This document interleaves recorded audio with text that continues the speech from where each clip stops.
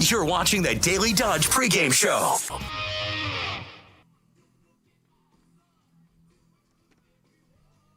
Thursday Night Lights, and for the first time in 279 days, high school football here in the great state of Wisconsin. Two conference champs meet here in South Central Wisconsin, Johnson Crick to be exact, as the Marshall Cardinals and Johnson Crick Blue Jays hit the gridiron for a Week 1 matchup. Corey Sparks and Wally Lukashinsky with you here from Johnson Crick itself. As a reminder, 2024-25 fall high school sports are brought to you by Columbus Family Dental, Hometown Glass and Improvement, the Beaver Dam Unified School District, McKinstry's Home Furnishings, Klodowski Real Estate, Slumberland, Pizza Ranch of Beaver Dam, the Park Village Shopping Center, Richards Insurance, Preferred Dental Partners, Napleton Chevy, Buick GMC, Fox Brothers Piggly Wiggly, the Gruber Law Offices, Beaver Dam Tire and Service, and Mayville Tire and Service, Air Care, Jerry's BP, Silica for your home, and Moraine Park Technical College. Two conference champs share the field today. Again, Corey Sparks and Wally Lukashinsky here with you. Wally, we have been counting down the days for football in some capacity. We start with prep football here on a beautiful Thursday night in South Central Wisconsin. Looking forward to it, man. Dude, I'm fired up. We got Metallica jamming right now. There's a lot of energy in the building. It is a great night for high school football. It is. We've got two teams here. Johnson Crick went 9-2, took the Trailways last season with an undefeated 7-0 in-league record. They have a lot of new faces. We're going to be discovering their roster and, more importantly, their starting lineups as we really sift through this game. Marshall, they return the majority of their main core, and they are coming off of an 8-2 showing, a first-round playoff exit that Coach Kleinheim said kind of left a bad taste in his mouth. He said the guys likely forgot about it. That team won conference for the fourth year in a row. They tied with Horicon Eustisford out of the Eastern Suburban. 4 straight years as conference champs, Wally. That is not easy to do. This team is the embodiment of sustained excellence, really. No, and after a while, you start getting a little bit of a target on your back. You can tell both conference champions, like you said, both coaches had a very clear, we got to be focused, we got to be ready for this team on the other sideline here. Going to be a lot of fun, though. Like you just mentioned, a couple conference champs, and then get a load of this. Johnson Crick actually lost 5 of their 6 all-conference players. So like you said, we're going to get a whole new team out here to learn. Yeah, we're going to learn a lot about them. A great place that you can learn is at Moraine Park Technical College. Make Moraine Park Technical College your first choice for an education tailored to your success and your growth. With campuses in Beaver Dam, Fond du Lac, and West Bend, you can visit morainepark.edu/first choice. We will step aside for an interview between our very own Wally Lukashinsky and the Marshall head football coach, Matt Kleinheim's interview with him. After that, we'll take a 4-minute break and be right back for some prep football on Daily Dodge TV. Are you ready for peace of mind? Chad Guzzi here, owner of Air Care in Beaver Dam. If you're tired of unexpected repair bills, you want to sign up for our Total Care plan. It ensures top performance and prolonged life of your heating and air conditioning equipment.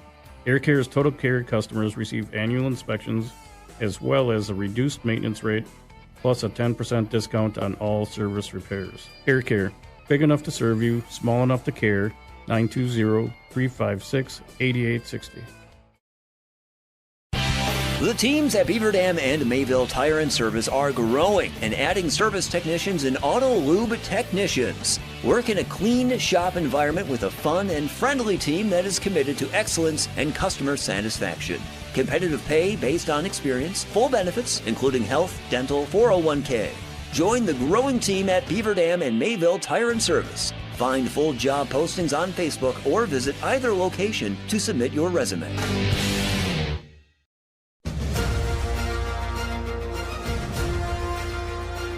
We now welcome on a special guest, head coach of the Marshall Cardinals, Matt Kleinheim.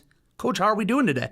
Well, we're excited to play some football, I think. We're kind of in scramble mode a little bit here. It's, a short week and, first game, so you don't know what you don't know at this point. Yeah, it is finally football week, and you guys do start the year with a big matchup versus Johnson Crick. Does it change the way you guys approach this first game at all with having such a formidable opponent to start the season? Not really.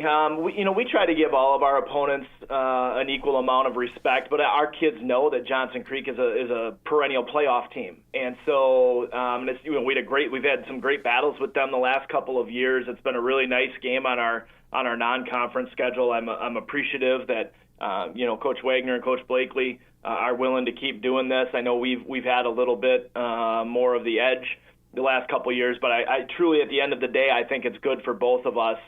They're very well coached. Their kids play hard. It's a great game for us in the course of our whole schedule. You guys start the year with 3 road games in 4 of your first 5. How do you tackle that sort of a challenge, especially with an ever-growing target on your own back as a really good program? Yeah, I think high school kids are impressionable, and if we as coaches talk about that it's an issue, or, oh man, we're 4 out of 5 on the road, I'll be honest with you, we haven't even brought it up with the kids, and I'm not sure they even notice. We've been pretty solid road warriors the last few years. I don't think our kids bat an eye about having to get on the bus and leave and do things like that. Selfishly maybe a little bit as an athletic director and football coach. Honestly, it's easier for me to play a road game than it is a home game. I feel like I can focus just a little bit more on the coaching side of things. So we haven't at all let it become a distraction. We don't even bring it up with the kids. It's a short bus trip. I really don't think they mind, and I think that's just because we've blocked it out as an issue. Is there anybody we may not know much about yet that is going to jump off the screen for us on Thursday? Boy, I hope so. I hope I could sit here for the next 10 minutes and tell you about everybody that's going to jump off the screen. I think you guys probably have as many questions as I do. I think certainly our offensive skill guys are going to stick out. I hope they stick out. If they don't stick out, and you guys aren't going to have much to talk about. Max is obviously a very exciting football player. Max Temple, number 1. We're hoping Carter Pettit, number 11, a junior, we're hoping he takes a leap this year. He really was solid for us at the end of last year as a sophomore. We just want to see him in some more game action. I think Bo Meyer's going to surprise some people, our fullback. Now everybody looks at it and goes, well, Coach, he's not really a surprise. He ran for over 200 yards in a game last year. But I think everybody assumes that, with Matthew Model being graduated, that, Marshall finally isn't going to have a fullback. No, we got a really good one. So, I think that's going to be great for us. I think on the defensive balls, on the side of the balls where we have our most questions, we're just untested over there a little bit. I think Isa Rocha, number 71, as one of our linebackers, is going to jump out at you. He's going to be around the ball. He's going to be making some plays. I think Bo is going to stick out on defense. I think Noah Killian, he's a 3-year starting offensive lineman for us. He's going to play both ways this year. He'll be at the nose. We think he's going to have a good year.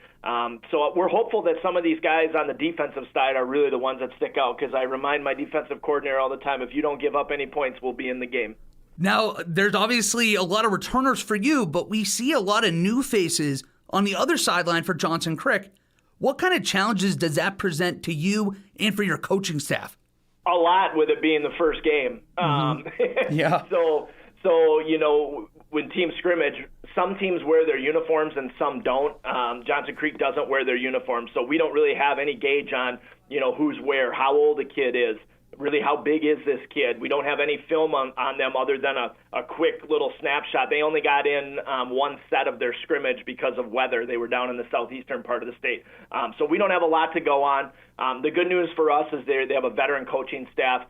We feel pretty good about what kind of things schematically they're going to be. But that's part of the chess match of coaching that we all love so much is, the in-game adjustments. Like, okay, what kid can we attack? Who do we want to stay away from? What twists are they doing offensively, defensively that then we have to adjust for?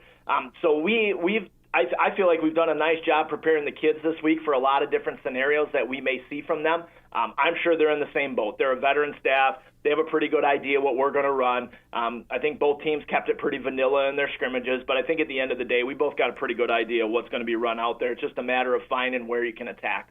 What are you guys looking for from your team to establish yourself early in the game on Thursday?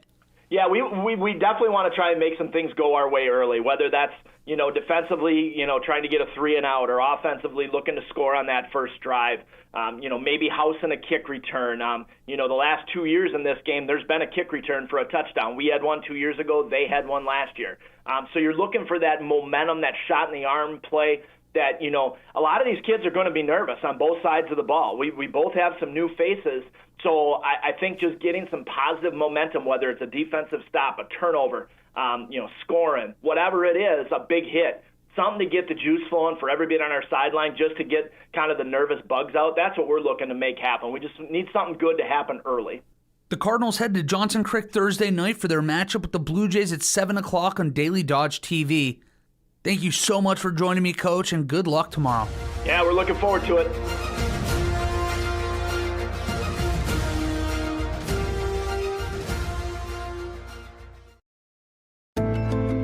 Hi, this is Dr. Adam Forster at Columbus Family Dental. If you've been unhappy with your smile, it's time that you come and see us.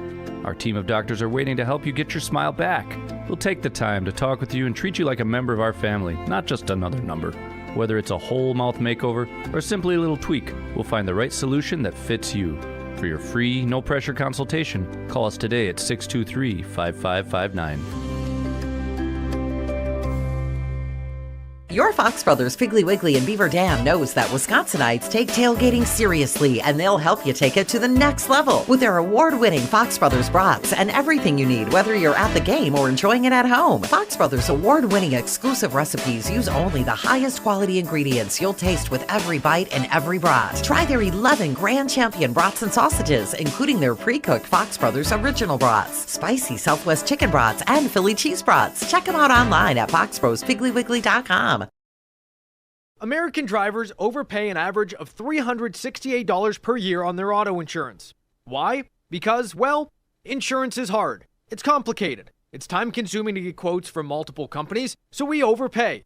Or we call Richards Insurance in Beaver Dam. Make one call and receive a quote from a great company like Auto Owners Insurance. The team at Richards Insurance will literally do all the work for you. So if you could be saving money each month with an Auto Owners Insurance policy, you'll know about it. How much will you save with Richards Insurance? To find out, call Richards Insurance or stop in at 123 North Spring Street, downtown Beaver Dam. With offices in Columbus, Watertown, West Bend, and Oshkosh. With over 50 employees and hundreds of years insurance experience across 5 offices, you'll get full-service counseling with no obligation. Your auto owner's insurance carrier is Richards Insurance in Beaver Dam. Call 887-1615. We'll be there with you. Richards Insurance of Beaver Dam. Cheer. Now cheer louder. Any accomplishment worth doing is worth doing with all your heart and soul. The entire team at Hometown Glass and Improvement knows that dedication, time, and respect can lead to greatness. When practicing free throws, running for a touchdown, or installing new windows and doors, it is commitment to something larger than oneself that creates a legacy. So keep cheering for your hometown team. Hometown Glass and Improvement, online at hometownglass.com.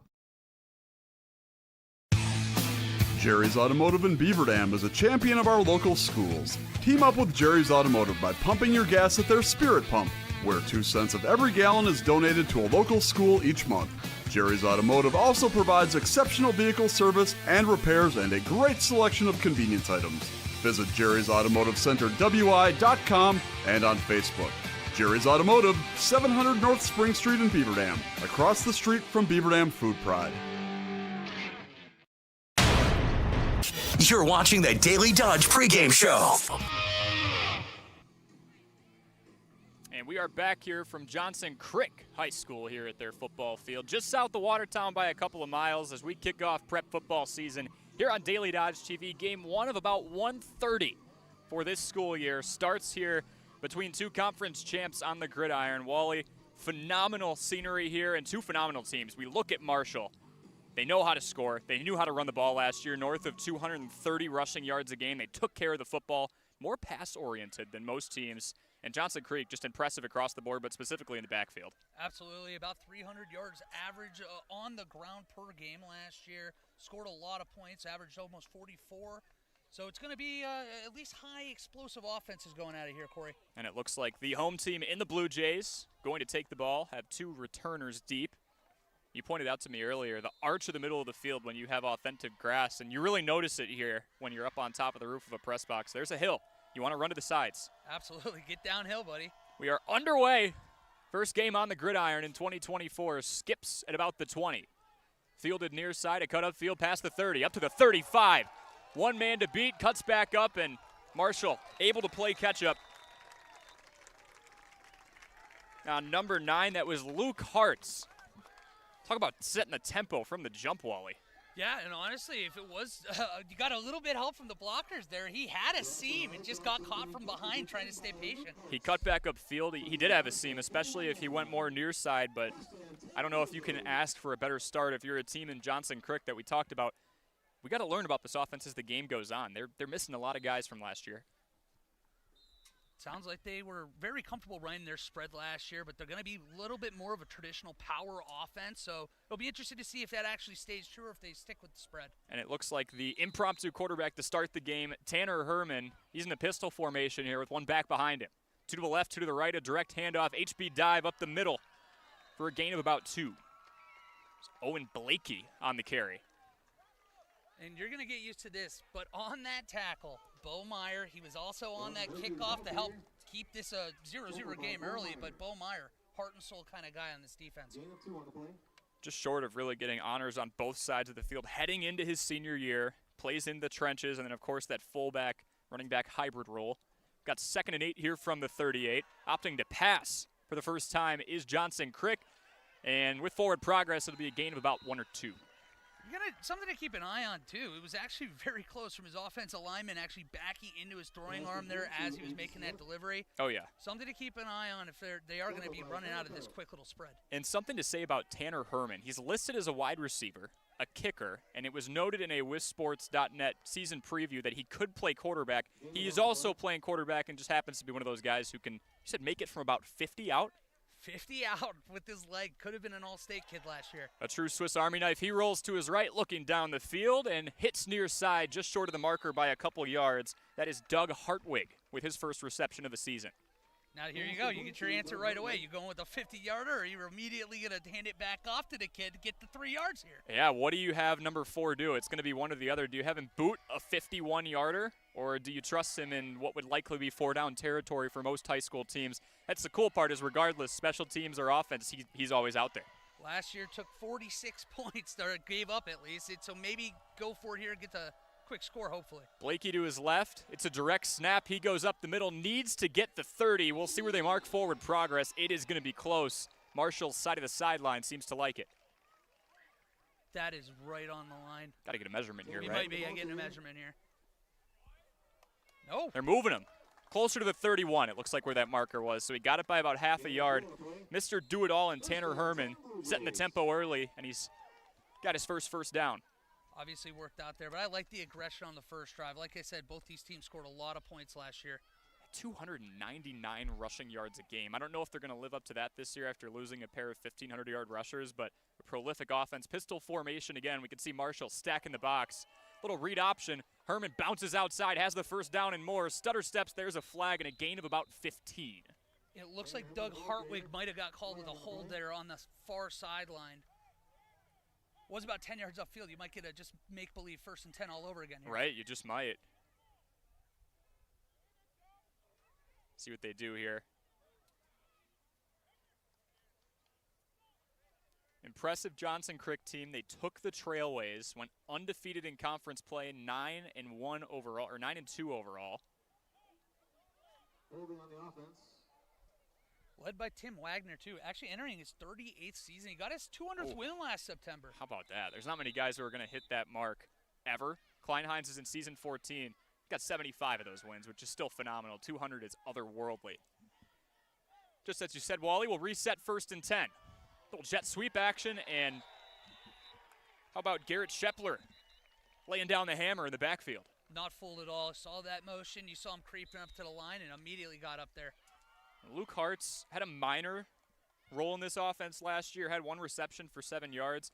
We talked about the unknown identity of this Johnson Crick team. We're going to learn a lot of names, Wally, that we didn't see touch the ball a whole lot in 2023.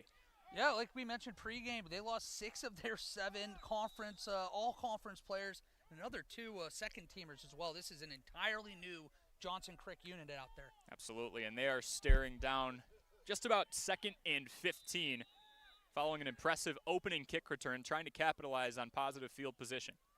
That same pistol set again, trips to the left, a couple of motioning receivers on that left side. Ultimately, it's a handoff up the middle for maybe half a yard. Bo Meyer, like we expect, yeah, very much involved here early in this game. Something else to note, though, Tim Wagner did mention that while they are losing a bunch of pieces, their JV went 6-1 last year. That's so true. This is a good young crew coming up. A lot of these guys getting called up were going up against the same players that are going to be getting called up with them and had a lot of success last year. Third year in a row, these two teams are meeting in week 1. Marshall took last year's matchup 46-28. They're up 18 points at the half. But right now, at least in a small sample size, Johnson Crick looking good. Got third and extra long here. Read option again. Out goes Herman, trying to find the edge. Makes a prolific move, gets the first down and more, and he's wrapped down around around the Marshall 15. Okay. I was going to say, just split two defenders there. It looked kind of dead to rights. It would have been 4th and 8, kind of in no man's land, long field goal attempt. But instead, yeah, a great move. And the kid we're talking about, man, he's having a heck of a start here in the first. They're putting the ball in his hands a lot. A good keeper there. He's had a couple read options. He kept on that one. Like you said, Wally, that didn't look like it was going to turn into much. It looked like a goal of just getting back to the line of scrimmage. 16-plus yards later, we got pistol formation again. Direct handoff. That ball was on the ground. And Marshall's got it. The read option. They looked a little indecisive whether or not he wanted to hand that ball off, and at the last second tried to pull it back, and that ball hits the ground, and here we go, Cardinals ball. The transfer between Herman and Blakey there. It looked like he was trying to pull it back at the last second. Some miscommunication and a key turnover there because that offense was marching down the field. We were worried about who was going to spearhead it. We got our answer pretty quickly. These teams won their conferences last year in large part because they didn't do that. Plus 11 last year for Johnson Crick in the turnover battle.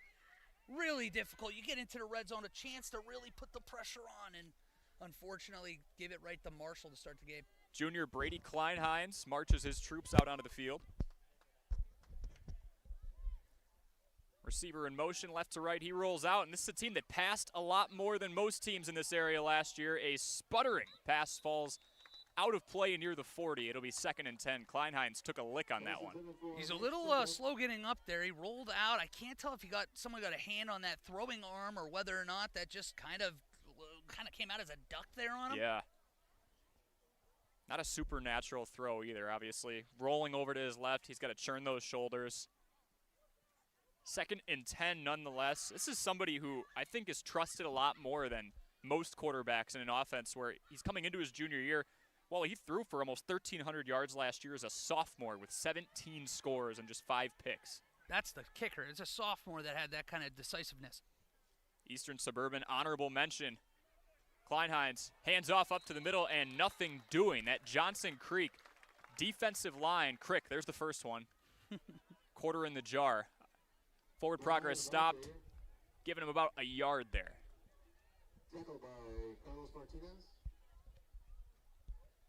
This is going to be important for Johnson Crick early. Last year, they gave up 32 first half points and had 5 of their 6 touchdowns they allowed were 38 yards or longer, Corey. So keep things in front of you. Make them beat you. It's true. They've got a quarters, maybe too high look here, pretty spread out. They got hit over the top a ton last year, specifically early on. They went on to have a good season. 9-2 is not too shabby. Advanced through the first couple of levels of the playoff bracket. Quick screen pass here. It's a bubble. Needs some blocking, and Marshall, it's decision time. Likely going to be a punt inside of their own 20. Look who it is, too. Tanner Herman out there. Read that right away. Cut underneath that blocker, and probably a gain of 1 or 2 there? Yeah, a toss over to Max Temple, who led this team in receptions last year. Took 24 of them for 518 yards, a team high in both categories. And Marshall going to be punting out of the shadow of their own end zone here. 6:35 to play here in the first. Scoreless on the Gruber Law Office's one call, that's all scoreboard. 4th and 6. Little rollout rugby-style punt. Lots of backspin on it. That only went about 20, 25 yards on the friendly roll near the 40 of Marshall. Field position much in favor of the home team here. We did get told the other day that you can probably expect more of the Big Ten football that you college football fans are familiar with. Maybe not the 46-28 kind of look. Track meet. Yeah, we're probably going to have a little bit more methodical. We heard probably more huddle up. Keep the tempo under your control in this game. Just trying to minimize those mistakes. And we saw one from Johnson Crick already, but that kick only about 15 net yards. The Blue Jays starting on the Marshall 35. A direct handoff. That once again is Owen Blakey, lunging forward for about 2 to 3 yards. You mentioned last year, obviously, Johnson Crick didn't get off to the start they wanted to, but did not lose another game until the ultimate playoff loss. Yep. Blue Jays looking for a little revenge this year. Yeah, it's one of those, if you're Coach Wagner, you like the challenge that you saw in non-conference play. Why would you not give these guys the same thing to really set the tempo for the Trailways? Roll out here. And looking down the field, a clean reception all the way down to the 4, maybe 3-yard line. Tanner Herman dotting him up early. Well, and Herman saw it just a little late. I think that he was even surprised at how open he was. That by the time he threw it, he probably got away with it a little bit. But, hey, that's the first opener night here. Heck of a ball. Absolutely. Julius Cheney on the big chunk play there. 31-yard gain, and just like that, Johnson Crick threatening to put up the first score. Pretty spread out formation here. A hybrid pistol look again. And pre-snap whistle. We've got false start. They're backing him up near the 8 or 9 yard line. False start on the offense, 5-yard penalty remains first down. Not do or die, it's still first and goal, but those are self-inflicted wounds a disciplined football team like this, even though they have a lot of newcomers, doesn't want to see. No, and especially after that fumble in the red zone a minute ago, the last thing you want to do, get back in there and immediately shoot yourself in the foot. Yeah, they've got a couple of red zone trips so far. Looking to convert this time, another pistol look, and a little collision. Some friendly fire in the backfield. Screen pass over to Luke Hartz. He bounces through contact and lunges forward near the 2, maybe the 1 yard line. Another flag, though. Blocking the back. It's coming back. It's the only problem when it takes that long on a bubble screen like that. Everybody's already up on you. You don't kind of have that natural. There's always something that kind of mucks up the works a little bit there. Right. It's not like you're in the trenches. If someone's trying to run by you, you can't just stand there and try and push the impact in. You're likely grabbing something. It's just a matter of whether or not you get caught. We saw it on the second play of this game, too, from Johnson Crick's offense. That's the second time going on those bubble screens. There was a little communication, and lucky that they didn't lose the ball on that little exchange. Mm-hmm. Lots of pre-snap motion, and this is a team, again, these guys maybe haven't played a whole lot of varsity football together. Trying to get their rhythm. First and extra long, a keeper here for Herman. He's been shifty in the open field, makes 2 cuts, 3 cuts into the end zone. Touchdown, Blue Jays. Whoa. 3 cuts, like you said. 3 guys miss. Another one just like that long third down he converted on the last drive. I don't know how he did that. A little Houdini action. And it's those plays, again, where if you look at that at the beginning and you do one of those all-22 freeze frames where he's in the backfield, you're guessing maybe he gets 2 or 3 yards. He went into the end zone nearly untouched.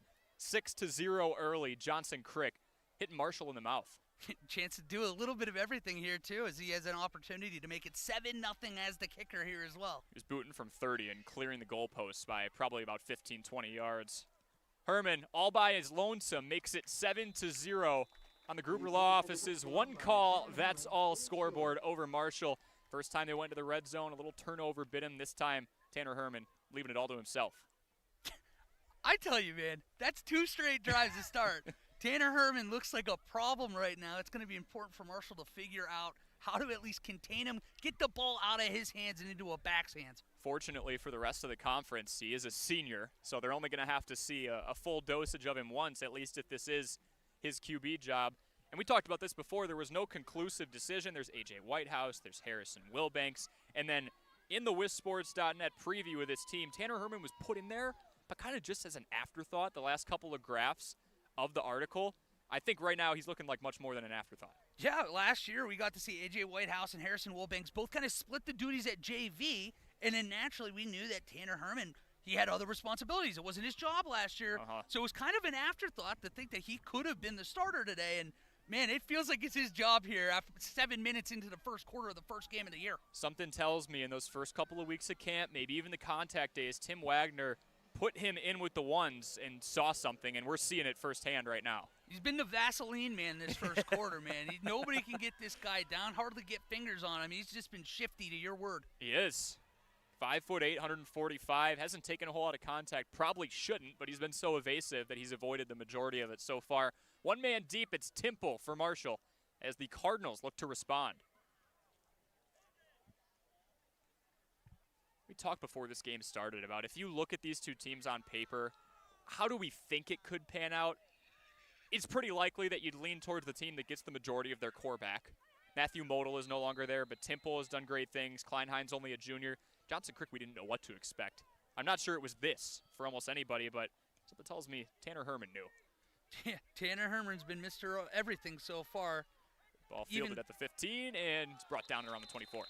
You got to see even on that first drive with Herman, he was, again, he made that third down tackle on that swing pass and doing everything.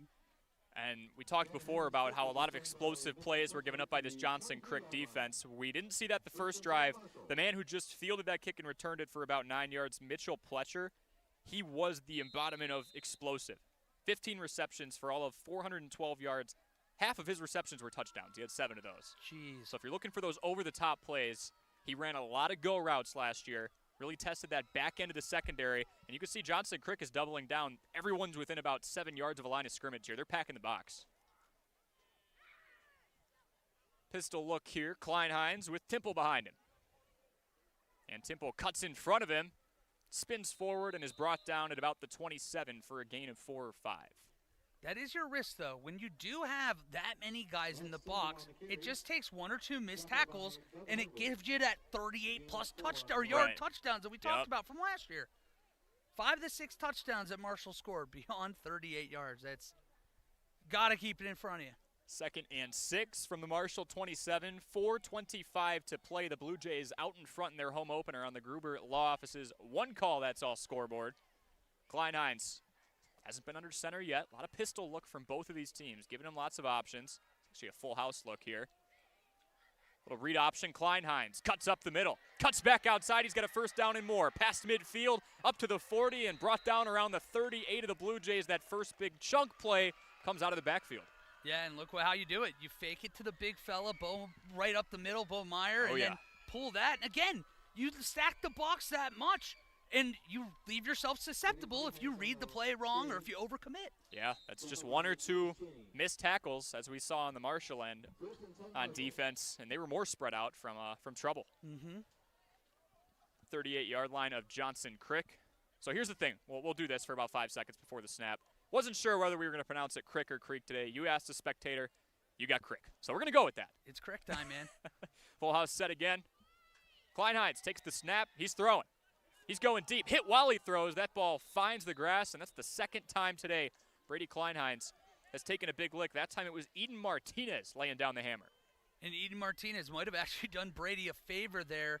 He looked like that ball was going to come out a little late, and it looked like the corner was over there prepared, and lucky for him, it fell 5 yards short because he got hit. It's one of those where the corner runs the route for your wide receiver, and like you said, that might have been the most fortunate of circumstances there.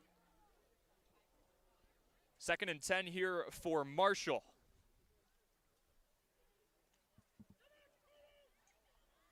Team that was flying around on offense last year. 6 of those 8 wins came with 40 or more points. They've been held silent so far through the first 8 minutes. Snap back to Kleinheinz. A handoff on a motioning Temple. He cuts to the boundary. It's brought down, and I believe a helmet came off in the area for a gain of 9. Yeah, more jet sweep. They're staying into boundary. We've seen a lot of success from that, at least early. Boundary might be their play. Might see a little bit, maybe shift back a little in the box. I mean, 5 yards from the line for all 11 guys it's adventurous. Yes. It's almost tempting and daring somebody like a Kleinheinz to drop back and make the throw, but we've seen what happens when he holds onto that ball for more than 2 or 3 seconds. He's going to take a hit. When you load the box like that, you better commit. They've been bull rushing him so far. They have, and you mentioned Ian Martinez has kind of had a lot of penetration, not even just on that passing plays. Good disruptor. And plenty of pre-snap motion. Now we play the finger-pointing game. Who moved first? Hey, that was all motion there. The motion drew him offside. It's part of that fun with that wing look. Little blast from the pass there for Marshall. Yeah, and it looks like they're getting Johnson Crick for offsides, a free 5 yards, and more importantly for the Cardinals, a free first down. The Chains move up to the 25. Marshall driving now, trying to even this score up. So far, it's been the Tanner Herman game. Kleinheinz and his offense trying to respond.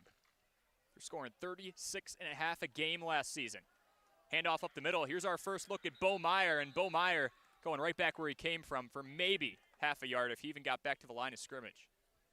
Weird. Not only do you have the blast from the past kind of style player in Bo Meyer, but then you have the blast from the past style offense. You have a full house formation there in that last play.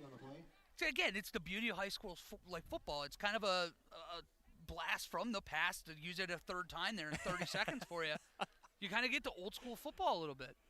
Yeah, it's one of those where you just line up and hit each other over and over and over, and you're really trying to establish the run. Again, this is a team in Marshall that threw the ball a decent amount last year. 109 passing attempts in 10 games for Mr. Kleinheinz. He's in pistol now, 2nd and 10. A handoff up the middle and more disruption in the backfield. We're looking at 3rd and long coming up. How about that Johnson Crick front? A lot of penetration. Again, the only kind of success we've actually seen from the Cardinals offense so far has been on the boundaries, a lot of jet sweep, a lot of motion, trying to use that speed. But up the middle, they've been stout so far. And they've been bouncing outside the numbers a lot. That's been the majority of their success. Charlie Ruhoff checking in. Seeing some quick subs on that front 7. For the Blue Jays, 2.5 minutes to play here. 7-0. Johnson Crick out in front of Marshall in week 1 of prep football action in Wisconsin. On the Gruber Law Office's one call, that's all scoreboard. Pistol look again. Here's Kleinheinz. Goes with his cadence and another pre-snap penalty.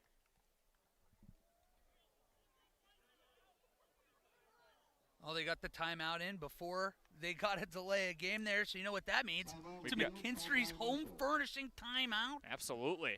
That seems fitting, right? Go take a seat. Go take a seat in your chair, just like you would at McKinstry's Home Furnishings.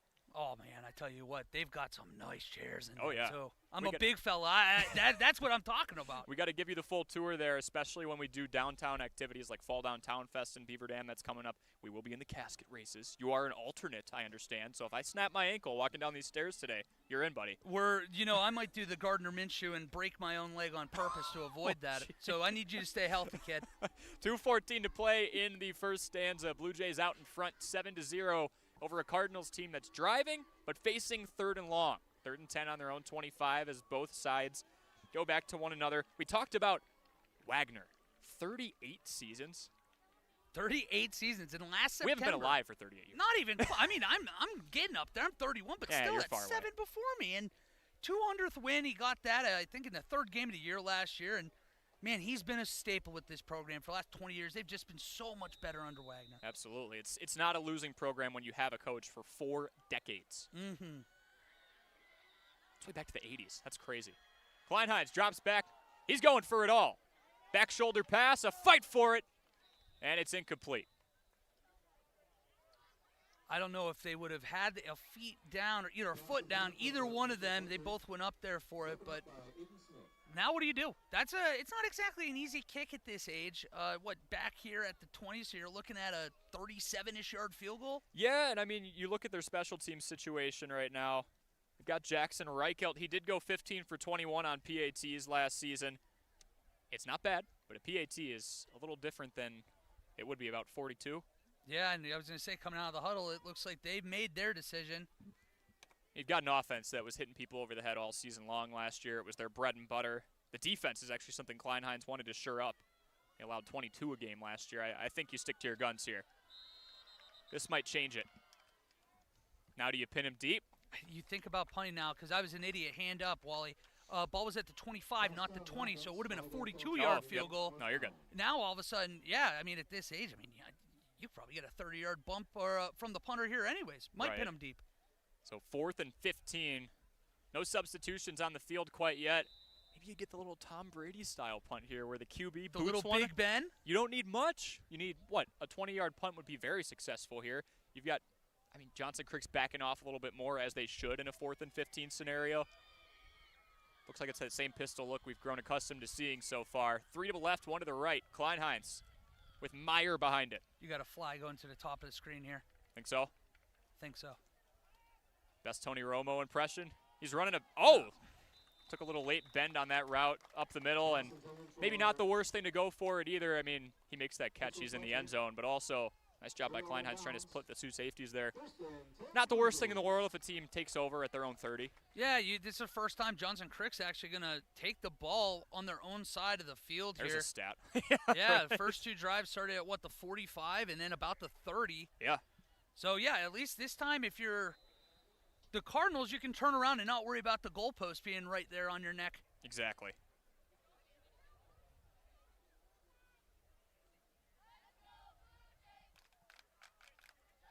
Start to get the sounds of prep football coming in. You can hear the cheerleaders, the crowd murmuring here. Sun's just about to set. Handoff up the middle, a little HB stretch. And how about the second effort? The second and the third effort. That was going to be a gain of 2 or 3? It's now closer to 8. Legs were churning. I don't know. It kind of looked like everybody thought he was going down, and then all of a sudden he pops out of the pile, gets another 6. Play to the whistle, right? Owen Blakey had a nice start so far. Took 16 rushes for 178 yards for you mathematicians. Wally, I know you could do that in your head, but that's 11 rushing yards for every attempt. Not too bad. No, yeah, you'll take that when you get a first down every carry. Yeah. Second down attempt goes back about a yard, it looks like. I was going to say, this is a tricky spot here, Corey. You're 3rd and 1. If you don't get this and you stay here, you kind of are in a tough spot. Do you punt? Yeah. Do you have a chance to really put the pressure on him here early? Well, you've got Mr. Do-It-All back there. Who knows? This is that Big Ten style game that you were talking about. We're seeing some of those similar formations. Second effort here gives Johnson Crick an easy first down up the left side to about their own 45. Yeah, they're showing a little bit of that Army-Navy look to that offense right now. Tight splits, everybody inside about 15 yards of each other.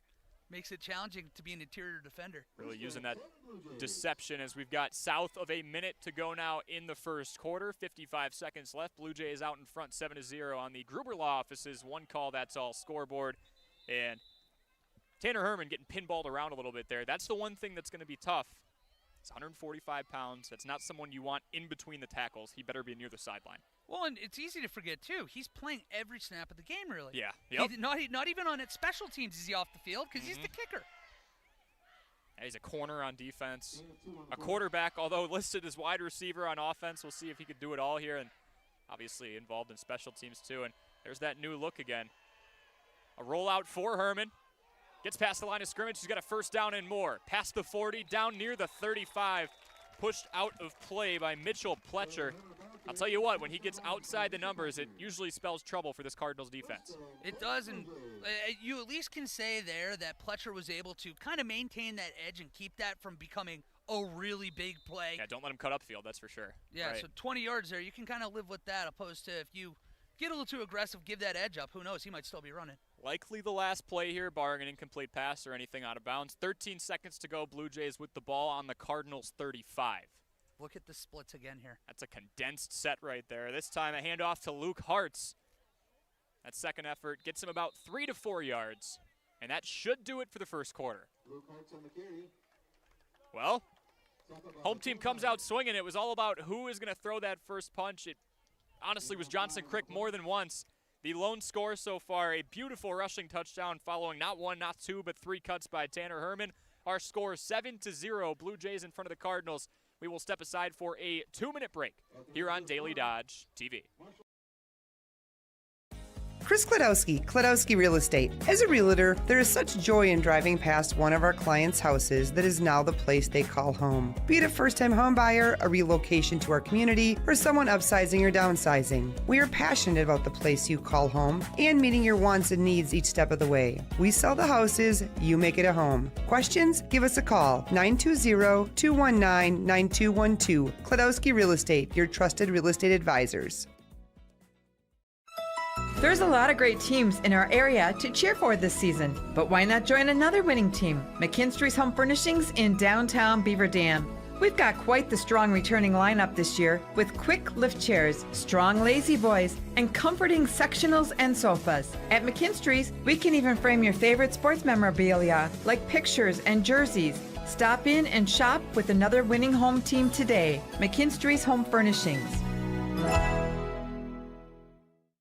When it comes to a winning lineup, turn to the selection of new and pre-owned vehicles at Napleton GM in Beaver Dam. Their team goes the extra mile to provide a winning experience, from hassle-free financing options to exceptional customer service. It's like having a dedicated cheering section cheering you on in every step of the vehicle purchase. Give the team at Napleton GM in Beaver Dam a call at 920-885-3301 or visit napleton151.com and find new roads with their winning inventory.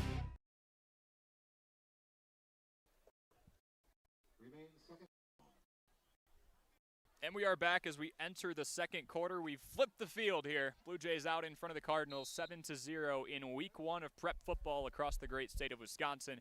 We are here on Daily Dodge TV. Corey Sparks and Wally Lukashinsky, happy to be here with you. And you called your shot on the car ride here, Wally. Big Ten style football, 7-0 through 1/4 of the game. That just about sums it up. And ironically, too, you've almost got the old school Nebraska offense here, where you got the Osborne era. Yeah. Everything condensed again. You almost got, if you guys, anybody's familiar, Waukesha South style offense right here. Showing off his, what was that, like Classic 3-year back stint? in the day. Yeah, Yeah. you were 3-year stint here. You went to Arrowhead. No, thing or two about football if you go to Arrowhead, I guess. Yeah, I was going to say, I didn't play much. Don't worry about that. 3rd and 4 here. Stacked house again. Handoff up the middle. Once again, that's Blakey pushing forward, likely about a yard short. We'll see where they mark him. Seen Garrett Shepler quite a bit in this game, at least getting penetration. When they go up the middle, they haven't at least had too much success there. A lot of misdirection. This is kind of important for Johnson Crick to take advantage early. Usually you see in the second half, these defenses learn to adjust to this style of offense. And you're starting to see Marshall was more spread out to begin. We saw a couple of rollouts from Tanner Herman. They're really starting to stack in. It's 4th and 1. Obviously, you want to keep it close here. Fullback dive, more than enough for the Blue Jays. Look at that offensive line push. He's still on his feet. Breaking 2, 3, 4 tackles, loses the ball. Elbow was down first around the 5-yard line. How about that? That was supposed to be a 1-yard gain. Well, and it looked like there was actually a little bit of miscommunication right off the hump. They literally, the quarterback and him were a little congested. I thought there wasn't going to be enough momentum, but kept them legs turning and almost took it at a distance. We've seen a couple unorthodox exchanges in the backfield as the Blue Jays are up to about their 4-yard line, or the Marshall 4-yard line. But my goodness, when they get the ball out in time, it's a scary sight. It's to the point, these last 6-7 minutes of game time, they're not making a secret out of it. Someone is going to run the ball. It's just a matter of who. No passing here. Second effort, stiffing the shoulder down, and a touchdown for the Blue Jays. They double their lead. You said it just before the show started. 299-yard average per game last year. They are not hiding it. They are just trying to out-physical them at the line of scrimmage right now. And Eden Martinez, the fullback, there's one of those guys stepping up a little bit. No touchdowns last year. Touched the ball just 3 times. He finds the end zone there to make it 13-0. Johnson Crick. Here's Mr. Do-It-All getting ready for the PAT and Herman. That is why I like high school football. Where else are you going to see your mobile, dual-threat quarterback go out and finish it off at the PAT and clear the goalpost by about 20 yards, by the way? Yeah, and that first drive of the game, again, willing to get his nose dirty, too. He stepped up, made a big hit on a 3rd down, get the ball back for them, and really, since then, their offense has not really been stopped. It might be response time here for Marshall. It does feel like an important drive. At the very least, you really got to flip the field again. But then we just saw here, Johnson Crick, first time getting to take the possession on their side of the field. 70-yard touchdown drive. Absolutely. They've driven down really all 3 times. The one time it didn't go well was a fumble inside the 20 for Marshall, but we've seen that offense move some more, and we haven't seen much of a response yet from the Cardinals. Uncharacteristic. It's first game of the year, mind you, but we've seen actually both of these teams kind of shoot themselves in the foot a few times. Johnson Crick, a couple penalties, especially driving. And then last drive, a similar story for the Cardinals. They got a penalty, pushed it back to 4th and 15, and really didn't give themselves much of an opportunity then to make this a 7-7 game at that point. Absolutely. You're kind of seeing, okay, they could have evened it out there. Now they have a chance to cut this lead in half, and you start to look at this. The last thing you want is a 3-and-out or a turnover. Marshall doesn't score here, and Johnson Crick finds a way to get up 3 possessions. It's not all but over, but it's quite the hill to climb from there for the visitors. It is, and uh-oh. Awkward bounce around the 17. Temple takes it, cuts through a couple defenders, lunges back forward towards the middle part of the field, and starting at your own 40, not too bad. We do have what I thought was going to be an injury in Eden Martinez. He was back on his back for a bit, but he gets up, just looks frustrated. Hey, sometimes on those kickoffs, when you have the ball kicking around the ground a little bit, you saw it there a little bit, but the kickoff lanes aren't as disciplined. You almost get a little too excited in that moment. You heard me say, uh-oh, I thought that there was a chance he was going to take that right up the gut and maybe kind of do a replay of what Tanner Herman did on the first play of the game. Well, that's the whole purpose of hang time, right? You want to give those, especially your special teams unit in these plays, time to get down the field. They really didn't have much time, too. That ball got there pretty quick. Klein Hines in a full house set again. We've seen this pretty much ever since after the first drive. Handoff up the middle. Rough exchange. That ball looks like it was going to find the ground for a second. And fumble recovery for the Blue Jays. That's about the worst thing that could have happened for the Cardinals there.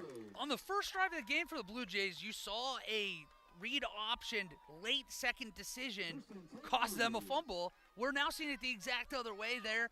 Brady looked like the last second decided he was going to keep that ball, and it was too late at that point. Ball hits the ground, and there was a Blue Jay there to fall on it. Being a quarterback, it's all about that game of timing, right? I mean, there's a certain point where you can't try and pull it back in. You're absolutely right, and now all of a sudden, the third time in 4 drives, the Blue Jays are starting in enemy territory. That's crazy.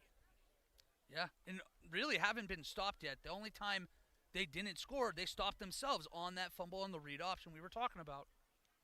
They've looked strong so far.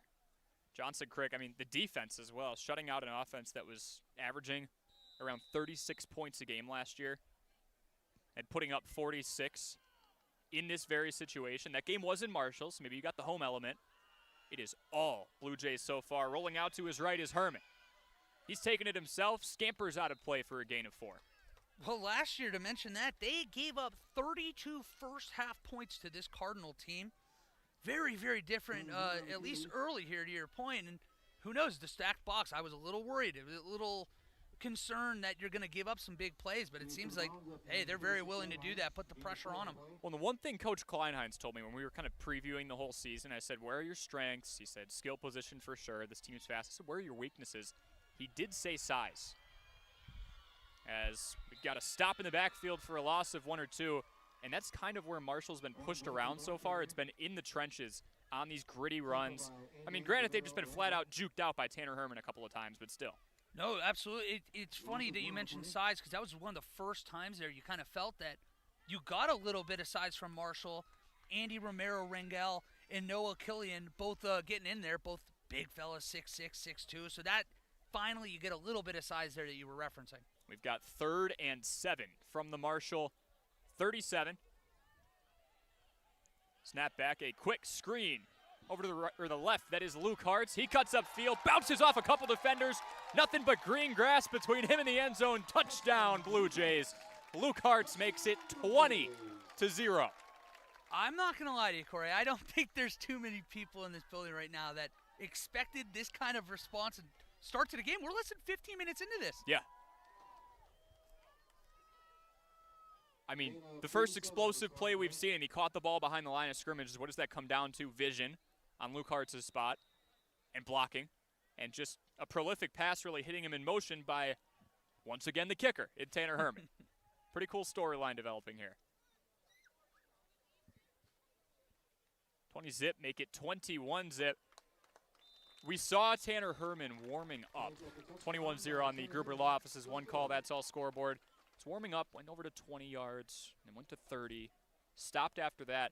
His last kick, he actually missed. He pulled it to his left. But you said he hit the S on the Blue Jays scoreboard. Yes. On the fly. On the fly.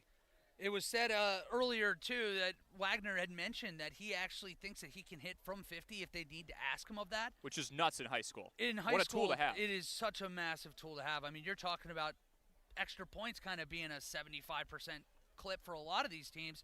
And here they are willing to trot a guy out there when you get stuffed at the 33-yard line. All of a sudden, 4-down territory isn't as big of a range as you would think. You get inside the 25, 20. You're at the 20. That's a 38-yard field goal for a guy that you know can carry the distance and for all intents and purposes has the accuracy. Well, you see it every now and then, too, where you get like a sack on 3rd and goal, and you're back at the 17-yard line. It's where it's such an advantage in high school. What do you do? You have to go for it for a lot of these teams, and it's like, all right, cool, throw a jump ball up there. With this team, you don't have to do that. At the very least, you try it, you miss it, you're giving the ball at the same couple of yards back of where you were going to. And you look at the development of him going into his senior year. I mean, that is a chip shot for him coming up probably. Probably. I mean, we've seen all these extra points earlier. No doubt at all. Temple fields it on the hop, cuts back up the middle of the field, gets a couple blockers, slices, dices, and goes down around the 27. Thought there might have been a hold there at the 25, but it looks like the ref either didn't see it or disagreed with me, which is fair. we're literally standing on a roof right now. Yeah, so. that is true. We'll give them their credit. Sometimes you just got to pull it at the right angle, too. You know? Yeah, exactly. Hide it. You fall a little bit. Yeah, exactly. Yeah, ref's over there. Let me pull behind here. Got a lot of experience there, exactly. Returns the kick to the Marshall 28-yard line. 1st and 10 Cardinals. All right, so you were with Arrowhead, pretty good program. You could play it down as much as you want. You were on that roster. Granted, you probably didn't face this situation much. What goes on in the huddle when you're down 3 possessions early in a game you should be in? You got to take it a play at a time. It's so cliche, but it's true. You can't score 21 points in one play. And maybe it starts here. Handoff to Temple. He surges forward for 15. Easy first down. One of the better plays we've seen from this Cardinals offense, something they were accustomed to doing last year. Well, and when they have moved the ball, and they have moved the ball at least a couple of these drives, going to the boundary, lateral stuff, use the speed that you mentioned Klein Hines had been talking about. This is a very fast skill position unit for the Cardinals. Get them on the outside. Maybe then you soften up the interior, get Bo Meyer going a little bit there. Mm-hmm. Yeah, they've got lots of tools. They've got Bo Meyer if you want to go up the middle and get some tough yards. He was catching passes. The big fellow was running routes out there. And, I mean, that's a beautiful sunset. Hate to get off topic, but just beyond the tree line. Perfect. Picture perfect there. We got a roll out to the right, screen pass, and possibly some movement for Marshall. Gain of about 4 here on the near side. Man, it's a heck of a play out there. It didn't really look like there was anywhere to go, but Doug Hartwig kind of stalled him up there, made him dance a little bit, and all of a sudden you had 3 or 4 Blue Jays there to collect there. Max Moses on the gain. Not to make too much from the warm-ups, but this is a Marshall team. I mean, there's not much wind out here. The weather is as good as it's going to be in Wisconsin when it comes to football season. A month from now, we could be seeing a white field, if we're being honest. If we're going to be seeing a white field in a month, we have problems for it. I am not ready for that. I might move out. Yeah, right. Keep having Taylor Swift fly around the world. But this is a team that will throw the ball, and they're bringing it vertical a lot in practice. I'm curious to see, especially now down in this big of a hole with 7.5 to go in the half, how much they do it. Whether left to right motion. And no gain on the play. Owen Blakey, but we do have a flag. Blakey taking him down. One Blakey scraped so well there. He knew that play right away. He was able to get out in front of the block, set the edge, and deliver a pretty big hit there. Yeah. See what this flag is. Marshall's backing up. Thinking it's holding here. 10-yard penalty. Yep. Holding on the offense, 10-yard penalty, remains 2nd down. There was ever a time that Marshall needed a big play, even if it's not all 15 yards. They need a chunk play here. 6-7 yards. Give yourself a 3rd and manageable. You have to punt the ball and probably give them the ball around 35, 40-yard line. Again, down 3 scores. Starts to get really hairy there, Corey. Absolutely, but if they can turn this into a touchdown drive, they do get the ball back at half. All of a sudden, 1-possession game. Fake handoff, and now a handoff left to right. You got about 6 or 7 there at least. Misdirection. Yep, Max Temple again. Their offense has been running through him, and now you can call it this based on the situation. Considering it was 2nd and 15, I would call 3rd and 7 manageable. It's as manageable as you could hope, and I wouldn't be shocked at all. Again, high school football, it's a little bit different the way you coach these games. If you get this down to 4th and 2, 4th and 3, you're going for it. You're going for it here, especially down 3 scores. And it's not like early, but we're starting to get to the point where it's important to put some points on the board. Absolutely. This team needs to get some type of positivity going into the locker room at halftime, too. There's going to be a lot to criticize. I'm sure Klein Hines is not going to be exactly happy with what he's seen so far. But if you can capture a glimpse, just something to build off of, another pre-snap penalty, and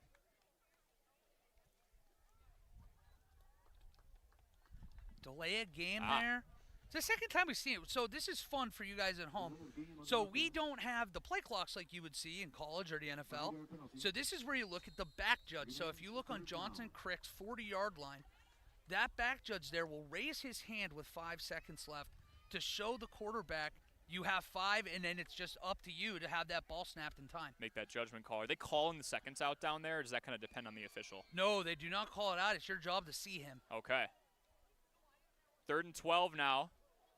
Little read option and a fake screen pass from Kleinheinz. He shimmies past one defender, stretches forward past another, brought that ball far away from his body, but it was worth it. Making this what you'd call 4th and manageable. 4th and 4, 4th and 5. Likely a spot where they're going to go for it. I don't see the offense moving. And it's just, again, this is where penalties kill you. It can derail a drive. You finally feel like they're getting a little bit under them. You get a hold. You had a false start last drive. Just got to be clean. Clean football. Yeah. I mean, you want to play the hypothetical game. Take the delay of game away. That was a first down. Fresh set of downs.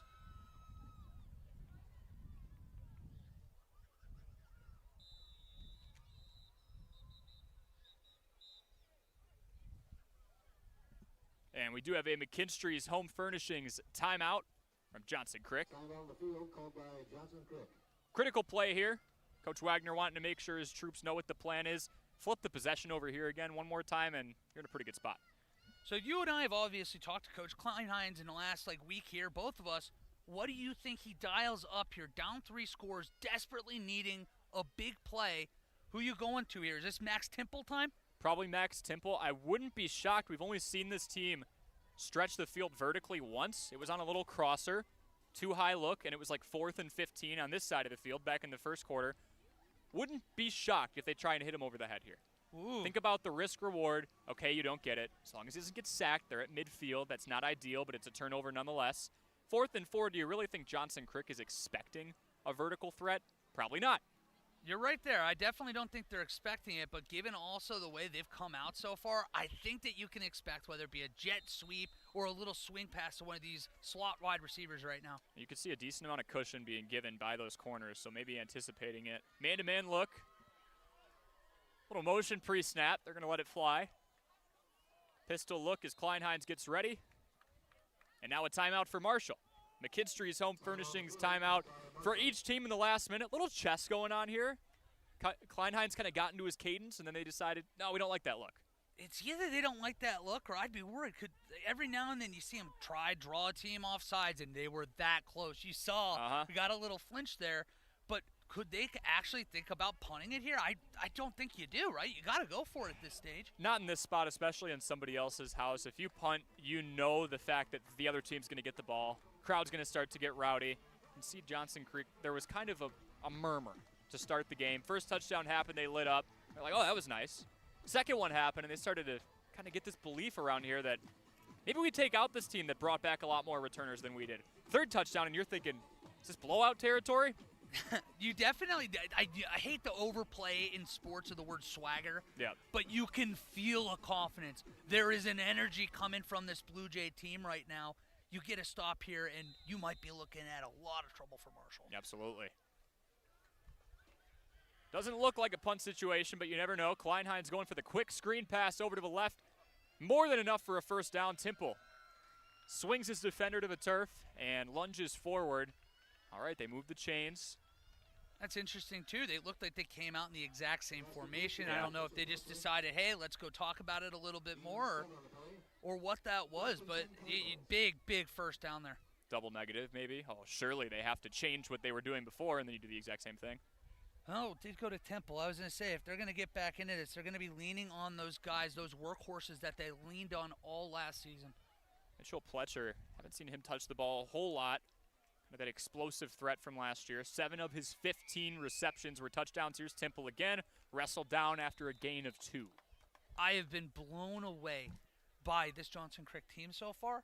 We talked about the youth, the inexperience, and so far they kind of have looked like the more experienced team in this game. Yeah. Flying to the ball. You're seeing that defense swarm. Regardless of what the assignment is, once the ball is in the receiver or the rusher's hands, everyone goes there. Doesn't matter if the person's 50 yards away on the flip side of the field. Everyone's rushing to that one spot. Well, and after the first few drives of the game, I thought that the boundary was going to be open for how important, how vital it is to score on this drive and to score 6. So even if it takes you 7, 8 minutes, get into the end zone. And you mentioned it before, they get the ball first in the second half. I was just going to say, is it the worst thing in the world if they milk off 4 or 5 minutes here and then all of a sudden Johnson Crick doesn't have a possession left? Marshall gets it back. We'll say it's 21-7. And then they go back-to-back touchdowns and flip the game on its head. Maybe that's the scenario he's playing for right here. At the very least, I don't think he wants the ball in Tanner Herman's hands for the rest of the half. No, I don't think there's many people that would want to see Tanner Herman on the other sideline with the ball in his hand. 5:33 to go, 21-0. Johnson Crick out in front of Marshall on the Gruber Law Office's one call, that's all scoreboard. A very nice run on first down that should reset the chains with forward progress. Couple nice moves and lowered the shoulder there, too. That was a strong, aggressive run. And it was close to getting blown up there. A lot of penetration there at the beginning, but able to get out there, looked kind of like a trap. And here we are with another fresh set of downs here for the Cardinals. Got to give credit to the Cardinals, too. A lot of teams down 21 would immediately opt for a more throw-heavy scheme. They're staying committed to the run, and it's one of those things. If you're a defensive lineman and you're getting hit over and over and over, maybe it doesn't feel as good in the tail end of the first half as it did in the first play. Wear him down a little bit. Pistol look here, Klein-Heinz with Meyer behind him. Klein-Heinz keeps. Cuts past the chains and lunges forward for a gain of about 13. Big stretch there from number 9. Well, one of those things, too, talking about running the ball, that gives the offensive lineman a lot of momentum. When you build on that throughout the game, you get that confidence. You're right. It's easier the longer the game goes on to, I guess, push the advantage from an offensive perspective. It's a lot harder as a defensive lineman as that game goes on. When we talked about the Cardinals' persona, they do pass the ball more than most teams in Division 4 through 6, really those smaller schools in Wisconsin. They threw the ball for 128 yards a game. 234 rushing yards, I think, would still distinguish. That's your identity. You need to be good at running the ball. They're doing it again here, a handoff up to Meyer. Gets nudged back, stopped around the line of scrimmage. Saw a lot of Bo Meyer there in the first drive on both sides of the ball. Kind of slowed up a little bit. Again, that you can tell there is a struggle to run to the A and B gaps right now for the Cardinals. Again, everything feels outside the numbers and outside the hashes right now. And that's another thing Coach Klein had said, along with, the size not being the best, although the O-line has looked good on this drive, that we talked about it. We're below 4 minutes now. It's 3:59, 21-0. Blue Jays out in front. Looks like they are trying to milk the clock. But Klein had said that the key is speed. And you got to get out in space to show off that speed. Definitely trying to show it on the outside with these track stars. 3 on the right, 2 on the left. A fake screen pass, handoff up the middle, and it looks like we've got holding.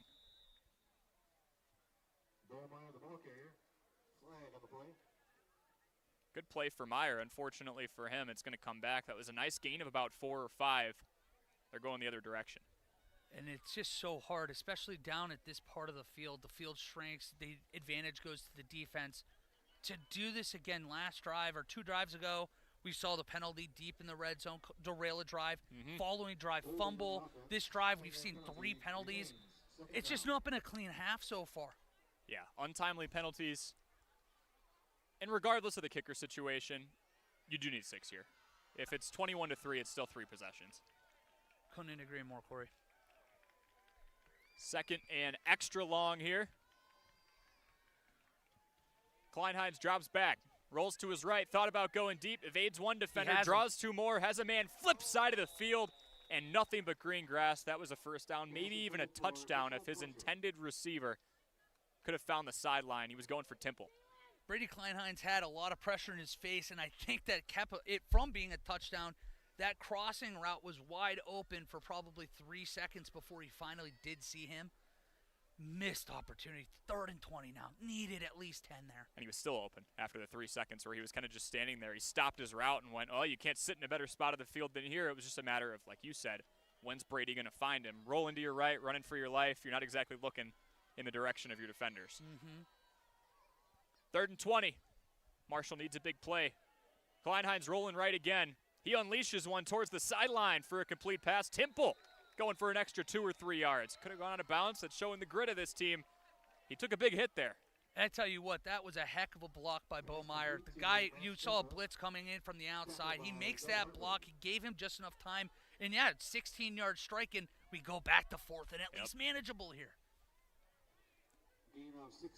Talking on a broken record here, but pull that holding out, and that's an easy first down again. This team's just put themselves in a lot of difficult situations, but we've seen flashes. This team has moved the ball. We haven't seen 3-and-outs from Marshall. It's just a matter of converting. And like you said, Wally, not committing penalties when on the scoreboard right now, your back's kind of against the wall. Well, and this is their second 4th and 5 of the drive. Let's see what they do here. They hit Temple for about 8 and a first down the last time. Look good so far. Myers in the backfield. Kleinheinz rolling left, hands it off. That's good for a first down and more. All the way down to the 4 are the Cardinals, and the offense is grooving now. And that was a really pretty play design.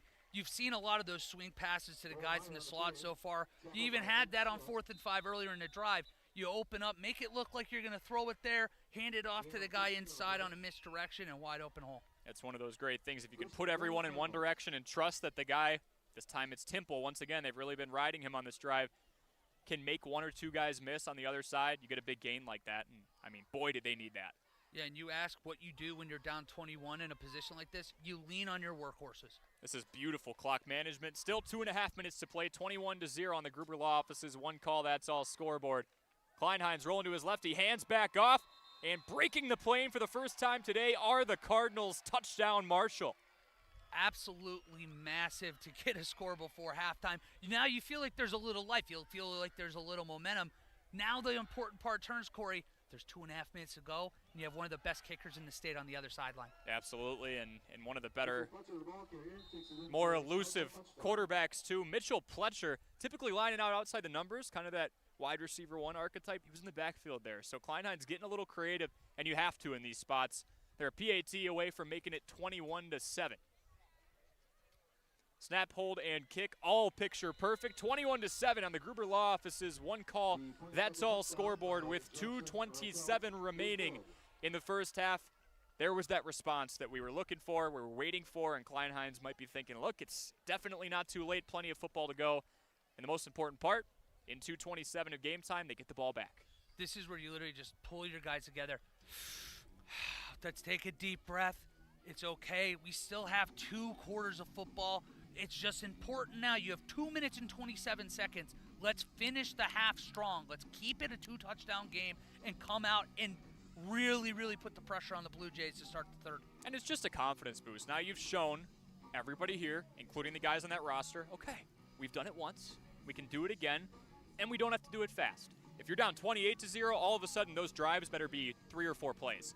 Still in a spot here, especially with them getting the ball going into the second half, where you can do those drawn-out 5, 6, 7-minute drives. They might be 12, 13 plays, but if you're running the ball effectively and you've got a good Swiss Army knife in Max Temple, you've got a bruiser in Bo Meyer, and you've got someone who can move a little bit outside of the pocket in Kleinheinz, you'll be all right. You scored 35 a game last year. Well, and here's the thing, too. They overcame 3 penalties on that last drive. That is and true. Timely, bad timing penalties.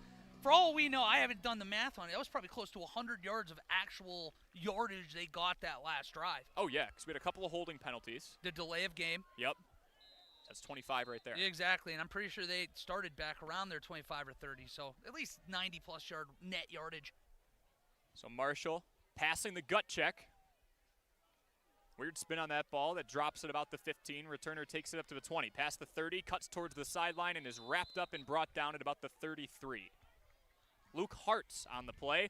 He had that opening return and brought it all the way into Marshall territory, which, Wally, I don't know what would have happened in a different universe, but he really set the tempo for this game on that opening kickoff.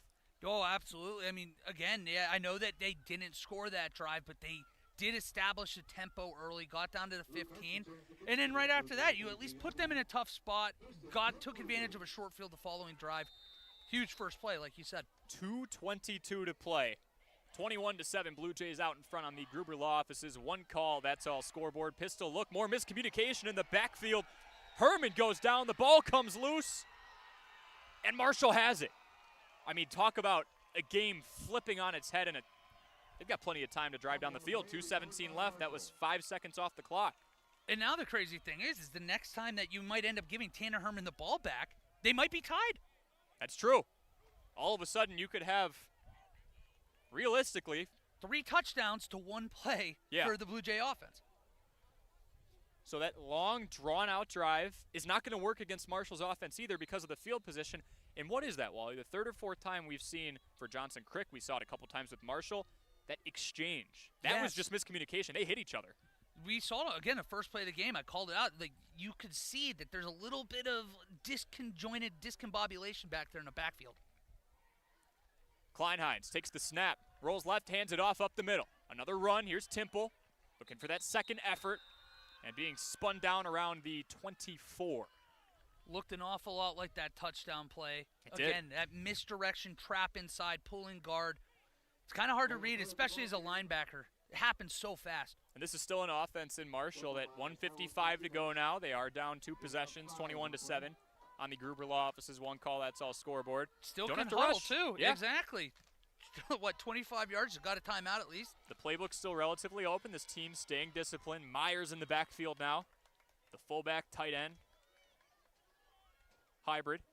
A handoff to Temple. Makes a couple moves. Bounces outside the numbers left. Oh, shoestring tackle.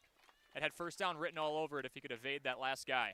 Probably made one too many moves. Yeah. I was going to say, he looked like he had at least a couple yards there. Did the old school, Percy Harvin, try to keep going backwards, go forward, and not Tariq quite Cohen, there. yep. Tariq Cohen, there you go.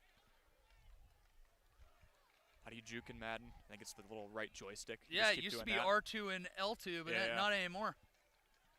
3rd and 6 on the Blue Jays 25. Kleinheinz preps for the snap. He takes it and drops back. It's a pass. Plenty of pressure. He stiff-arms a defender with his left arm, rolls out, and has to try and get that ball back to the line of scrimmage.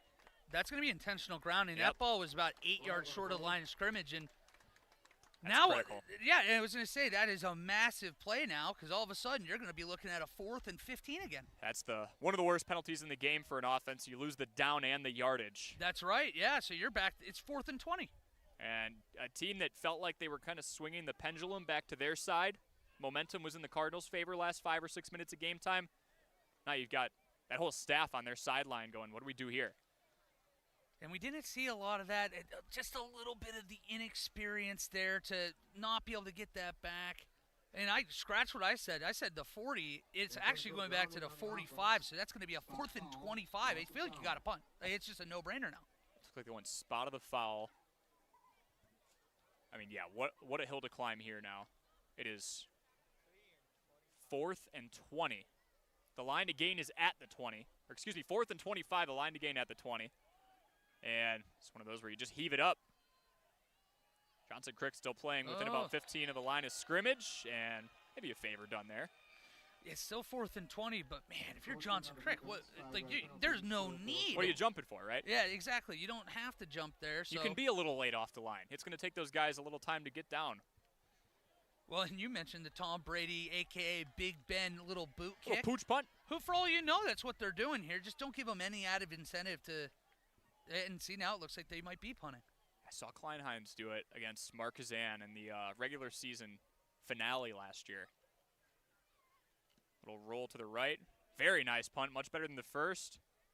Still goes out around the 20. We'll see where they mark the point where that ball went out of play. That makes you wonder what they were calling there in 4th and 25, that they brought the punter out after an offsides. Because there was no hard count. I'm telling you, I kind of think you might have been onto something with the little pooch punt from the quarterback. Maybe, there. Right? Now they're like, okay, well, it's no secret. We're in a decent spot. Marshall's punt seals out of bounds at the Blue Jay 18-yard line. So something to keep in mind. Again, you had an all-conference kicker, someone that very easily could have been all-state last year, just piping kicks in pregame. You get to probably the 35, maybe even the 40, maybe you try something. It's kind of a low-risk situation, right? He misses it, half is over. He makes it, 3-possession game. Rolling out right is Herman. He's got a man past the line to gain for a gain of about 13. Pass complete to Doug Hartwig.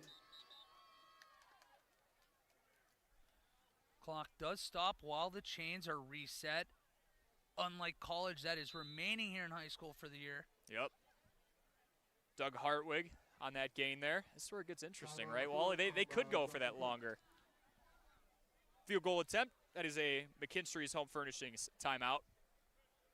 What a sky, by the way. I mean, I heard we were going to be on the roof of a press box, and I had 2 thoughts. Weather's good, and we have lots of space. Both have remained the same. And I was going to say, the thing that before the game, I was like, man, we're going to be staring into the sun. That's a bummer. But now I'm like, wow. We got front row seats. I was going to say, I take it all back. Oh, yeah. But, yeah, purple sky, not a little bit of wind, hardly any clouds. A lot of energy on both sidelines. A couple what feels like good conference contenders yet again. Oh, yeah. This is just picture-perfect, great way to start the Wisconsin fall high school season. And it's only going to get colder from here, so let's enjoy these 60s and 70s nights. Oh. Week 3, Week 4 rolls around, we might be sweatshirt weather, which is fine. 39 seconds to play, rolling out left again, Herman. Dekes out a couple defenders, evades 2, evades 3, gets the line to gain, and gets out near midfield as he skirts out a play around the 47. What can't he do? Dude, well, the thing was is that it looked like he had, we might have an injury here, so we might be back, but Doug Hartwig was open on the sideline. He pulled it down, wasn't worried about it. Tanner Herman, the ball carrier, scampers out of bounds at the 46-yard line. So out at the 46, we say hello to our Daily Dodge TV audience for the first time. Wally, you're about, what are you? Exactly a month in. Happy 1 month. Yeah, thanks, man. Yeah. I was going to say, that was great, so you get to see how great Awesome we're doing here. exchange. Biggest thing today was we were trying to figure out whether or not this is Johnson Crick or Johnson Creek. Yep. I've always said Crick being from Pittsburgh. I've never heard it like that until 2 days ago. So, unfortunately, you guys are stuck with this if you didn't like it. If you do, way to be cultured. Yeah. Appreciate you. Here due to popular demand. Who did you ask down there? Concessions? I asked Okay. concessions and people that were Great hot dogs, by the way. with great hot Yep. dogs. It looked like it, but affiliated with the program, with the city. So I'm trying to, just follow how they like to say it here. Yeah, we'll do him justice. We'll do Amen. him justice. That's all we can do. Looks like the injured player is all right. Getting off the field under his own power. All right, so let's do a little math here. Let's say this is an NFL broadcast, and they got the little highlighted line. Where do we have to get to be in field goal range? Knowing what we know about Tanner Herman, is that the 32? I'm going to 50? tell you right now, just to give me a shot, Uh-huh. give adrenaline. My little blue line is at the 37. Okay. Ooh. Give me a 55-yarder. Yeah, I was going to say 54, 55. Let's see it. High snap. Herman brings it back down, rolls to his right again. He's been mobile so far. One pump fake, there's 2. Gets out in front of a line of scrimmage. He's still pump faking and skirts out of play after about 5 yards. That's my favorite thing the quarterbacks do. They get past the line of scrimmage and they act like they're going to throw it. You can't unless it's lateral. Yeah, that's the old Vince Young trick. I think he did that to Arizona State back in the day. Went for like a 70-yard run. What I will say is I actually was getting ready to be like, man, Tanner Herman, what are we doing here? We got to get out of bounds. But again, he's been so shifty today. He still was able to make 3 or 4 guys miss and get there. Yeah. That's one of those things. I don't know if you can teach shiftiness. He's just so evasive. Smaller guy. Waterbug. Yeah, Waterbug is right. 22 seconds. He rolls out to his left. Finds a receiver near side. That ball hits the ground and stops the clock at 19 seconds. But a few yards that could have been gained there for the Blue Jays. Yeah, fun little, looked almost like a rub route there. Did open him up on the underneath on the flats. Fortunately not able to catch it, but something to think about. He probably had another 7 or 8 yards there. So 3rd and 6 now. How about 21 unanswered to start the game for the Blue Jays? Marshall took their time, methodical drive, 10-plus plays, went down and scored on a Mitchell Pletcher rush up the middle. Snap on 3rd and 6. Run up the middle, and there's yards after contact again. I believe they're inside your little blue line now. They are. You know where they are. They're at 50-yard field goal on the dot if it stood right here. Another injury for Marshall on the far side as a player gets up. Hopefully nothing too serious and a player just shaken up. 13 seconds left. Time on the field called by the Blue Jays. And McKinstry's Home Furnishings timeout for the Blue Jays. 51 yards from here if they do it. I mean, I want to see it. I kind of do too. And if you can tell right now, I guess it's probably going to be hard to see, but the flag is not moving.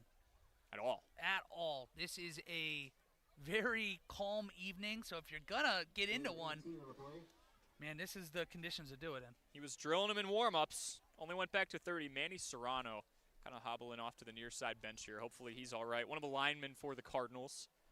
Well, it's also one of those where, regardless of the amount of timeouts you have, you could play to the sidelines here. You've probably got 1, maybe 2 plays if you continue to roll Herman out with 13 seconds to go.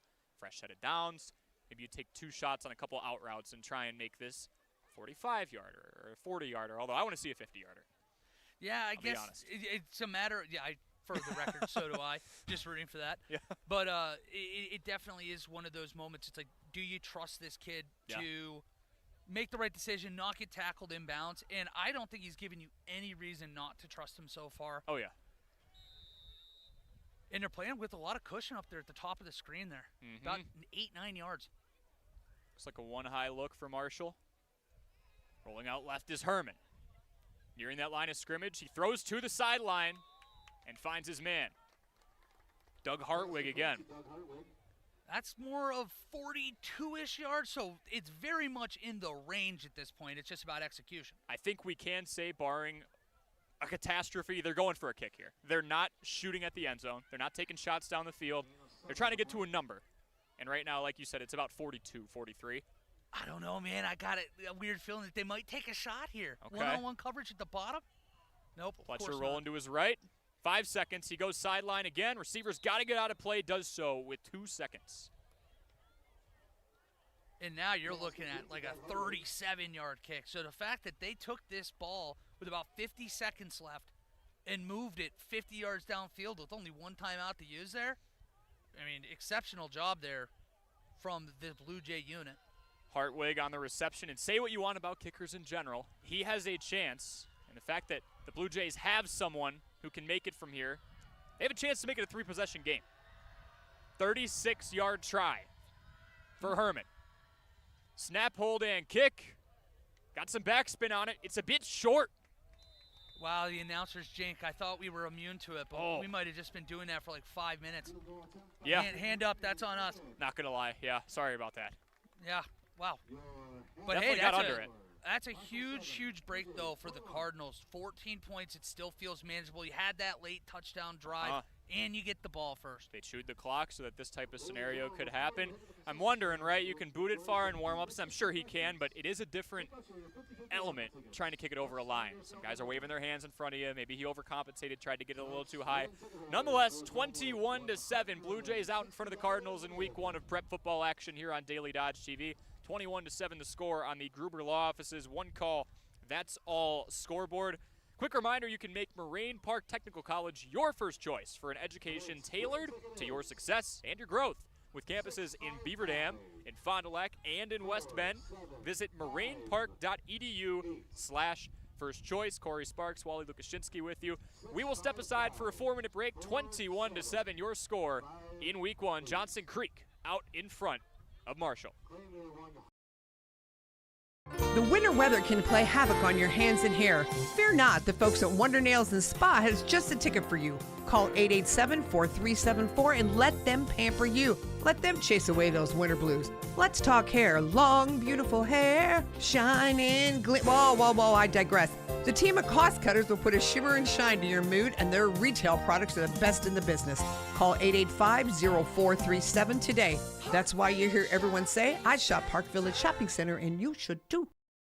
Here at Pizza Ranch, we'd like to thank our Swedish friends for bringing the buffet to America. They called it the smorgasbord, but it was a success anyway. So we started our own buffet and loaded it up with pizza, chicken, sides, salads, and cactus bread. And you can even request any pizza you want anytime you visit. We call it Buffet Your Way, because smorgasbord your way, well, that doesn't rhyme at all. Pizza Ranch. Check out your local Pizza Ranch in Beaver Dam, Watertown, or Waupun, or check out pizzaranch.com. At Preferred Dental Partners, our core values are more than just something we put on our wall. They're something we live out. Core value number 2 is the wow experience. This means that from the moment you walk in the door until the time you leave, we want to provide an experience for our patients that is unlike anything you've had before. There are lots of choices of dentists, and we never want anyone to feel they have to be here. We want them to choose to be here because they feel heard, welcomed, and well cared for. If you want to see what the wow experience is about, call or text Preferred Dental Partners today. Hi, I'm Josh Schneider with Silica for Your Home.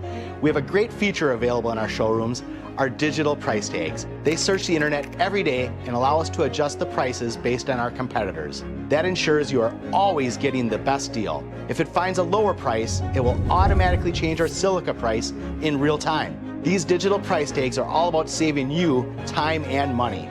Shop Silica for your home for the best sales, service, and selection. Hey, it's Stacy with Slumberland, Beaver Dam in Watertown. Stop in and see everything that our store has to offer. We built it just for you.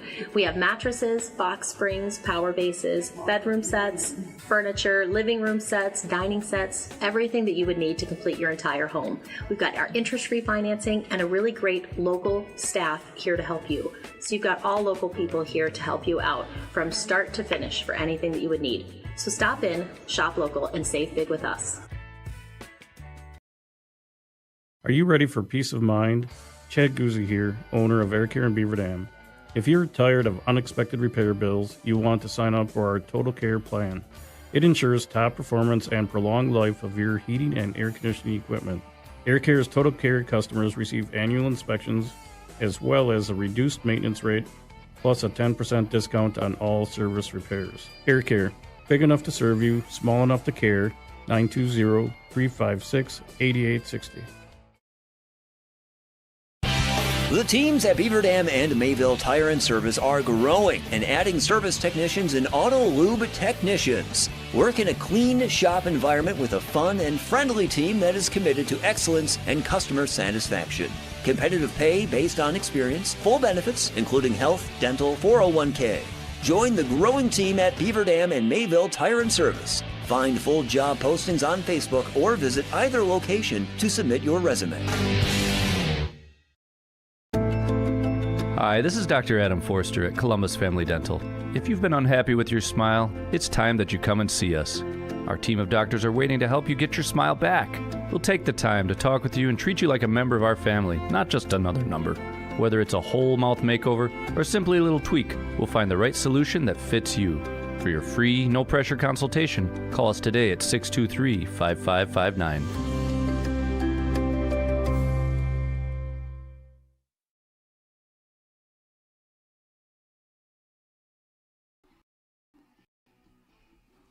(21-7) your score on the Gruber Law Office's One Call, That's All scoreboard. Corey Sparks alongside Wally Lukashinsky. What a game so far. I know it's a cliche, but a 21-0 jump out in front by a Johnson Crick team we knew arguably nothing about because of the roster turnover, losing 5 of those 6 all-conference players. And then Marshall kind of comes back in the picture, but 2-possession lead for this team at home, I think they'll take it. Yeah, let's start from the top of what you said. I don't think Johnson Crick knew what they had going into this. We said last year, 22 positions, offense and defense. They had 7 all-conference players. 6 of those position players gone. Only one that's still here, Tanner Herman, and he has been the story of the day so far. He's doing all right. Mobile quarterback. He's got a couple PATs.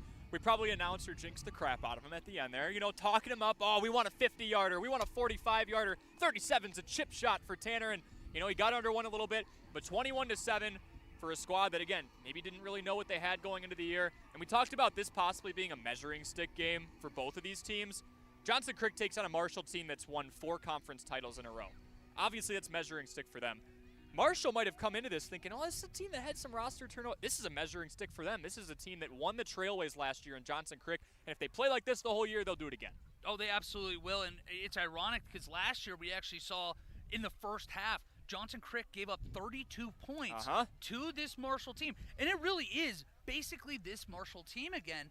So to see them come out, make the obvious adjustment from year to year, they went 9-0. Yeah. Leading up to that playoff loss. Ran the table. After losing to this Marshall team.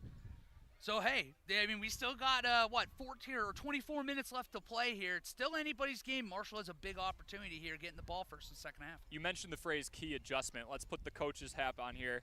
What key adjustment does Marshall need to make? They get the ball back. They can do a 2-possession flip here as they scored that last touchdown of the half with about 2.5 minutes to go.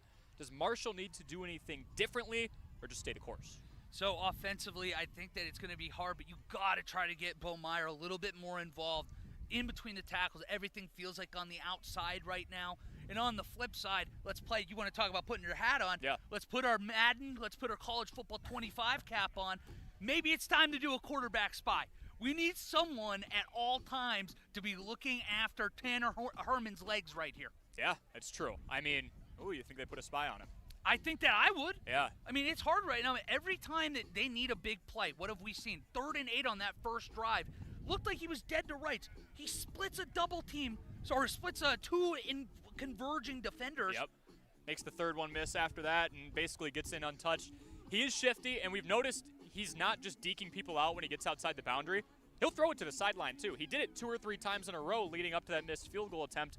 He truly is a dual-threat quarterback. He's just not just using his legs. He's got a decent arm on him, too. Yeah, that's honestly shocked me. We had come into this game really not expecting him to be that much involved at the quarterback position.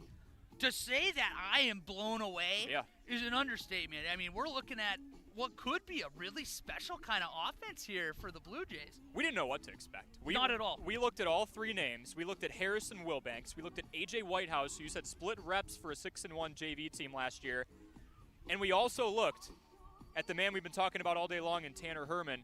We said, okay, maybe. I was thinking we see some Wildcat, because Tanner Herman was listed as a wide receiver and a kicker, and I guess now a quarterback too. Maybe we run some creative run schemes. He sat in the pocket and delivered. He's gone on a lot of design rollouts, and he hasn't been touched a whole lot.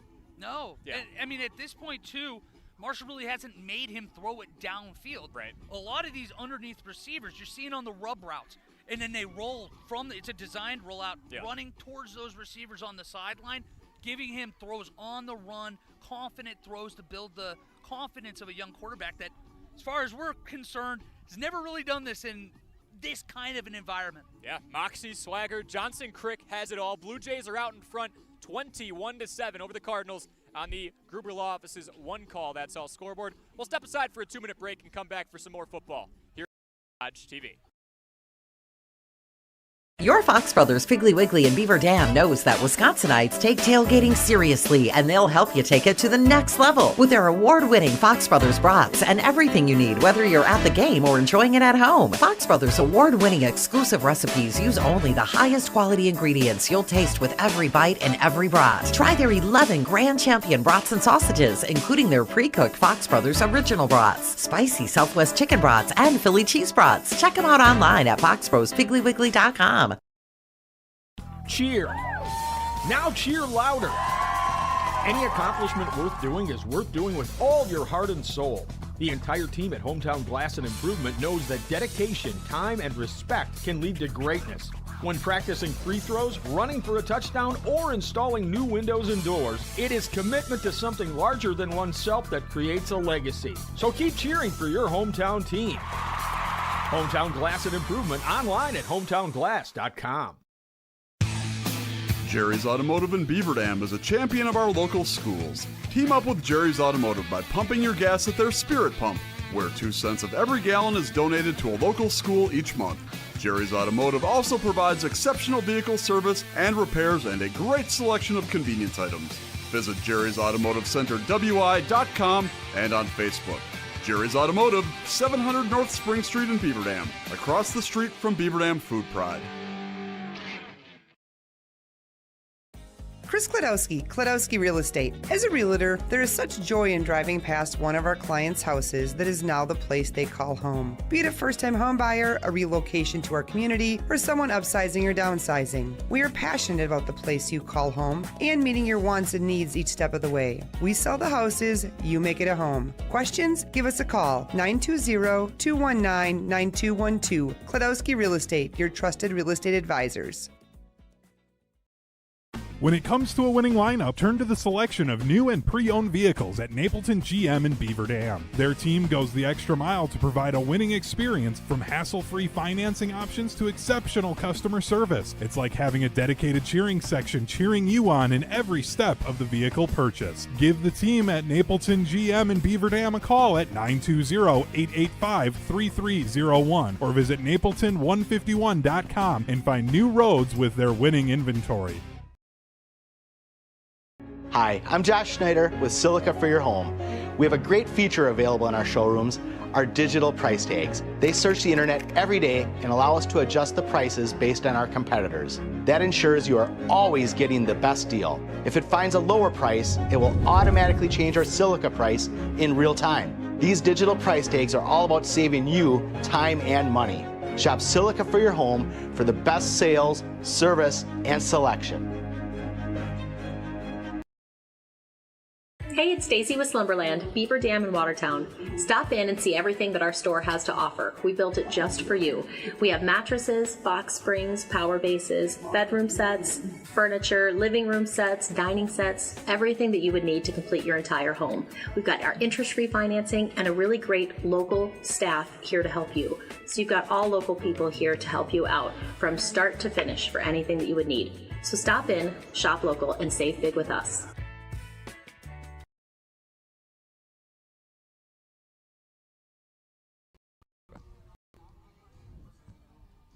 And welcome back to the Johnson Crick High School football field. 21-7 is the score you see on our very own Gruber Law offices. One call, that's all scoreboard. I love saying that, Wally. 21-7 makes us feel big time. It does, man. 21-7, 21 unanswered for Johnson Crick. They had touchdowns from Luke Hartz, Tanner Herman, and Eden Martinez on a fullback dive. They found different ways to score, and for Marshall, their lone touchdown coming from Mitchell Pletcher, an outside the numbers wide receiver who took a handoff up the middle. Impact players for the second half, Wally. Who is someone on Marshall that you need to see stand out so the Cardinals can try and mount a comeback? Max Temple's got to continue to be the beast he was in that second quarter. This is a team that's going to be leaning on those big dogs. Him and Bo Meyer need to get going. And, man, I feel like you really, really need to put a drive together here in the start of the third. And I think the fact that they did score towards the end of the first half chewed that clock. They had the unfortunate missed field goal try as well from Herman. Two-possession game, you don't have to rush. You can kind of open up the whole playbook. You're not really closed off to just pass-heavy options. For Johnson Crick, this is going to come as a surprise to everyone. I think Tanner Herman should just keep it up. I think he should keep doing what he's doing. He's been rolling out. We said he's been delivering in the pocket. He hasn't really been tackled more than, I want to say, a couple of times. He's been finding the sideline, and that's important. If you're 150 pounds, you shouldn't be taking a lot of tackles or trying to get in the trenches. He has been phenomenal. He's been Mr. Do-It-All. He is quite literally responsible for all their points. Yeah, he's got to keep it up. No, I think that I mean, going into this game, we truly had no idea who the quarterback was going to be. Yeah. We had no idea what the offense was going to be. They had floated around the idea this was going to be more of a traditional power offense. And, man, did they deliver. We are not seeing the spread that we grew accustomed with last year, at least not as frequent. And that's a good call, man. I was going to say, he's been the player of the game so far. It's hard to say anything else. Yeah, one passing touchdown for him. That was, of course, to Hart, where he marched all the way down the sideline and made it 14-0 in the blink of an eye. And really, I mean, Marshall travels well. If you looked over on their side in the visiting crowd, there's kind of some shock over there. I can't see their facial expressions. Vision isn't that good. But there's not much noise. They looked stunned, and they started to come back, scored that final touchdown. I think that final touchdown was key because if you flip that over and, let's say, multiple times when they had fourth down and they were committing penalties and seemingly shooting themselves in the foot, you give the Blue Jays a chance to make it 28-0, we might not have much of a ball game for much longer. No, and it's hard to really blame them for being shocked at this. I mean, we didn't know what this Blue Jay team would look like, and then even just keep it on the Cardinals side. 4 straight conference titles like we've talked about, to come out and go down 21-0 early inside the first 15 minutes of the game. Man, I mean, yeah. that was a shock, I think, to pretty much everybody in attendance tonight. High school football is back, and Marshall looking to come back from behind 14 as much as 21. Johnson Crick coming in with a ton of unknowns. They've answered a lot of questions in the first half. The question now, can they keep the pedal on the metal, keep the foot on the gas here in the second half to win their home opener in front of a great crowd, by the way. Decent amount of people here today. Thursday, got a couple Thursday matchups here. Marshall playing a lot of those. Johnson Crick hosting to open up their season on a Thursday. For a Thursday night crowd, a lot of these folks have work tomorrow. Not too bad of a showing. Not at all. And then, yeah, make sure you guys tune back in tomorrow on Daily Dodge TV. We got a couple other games for you as well.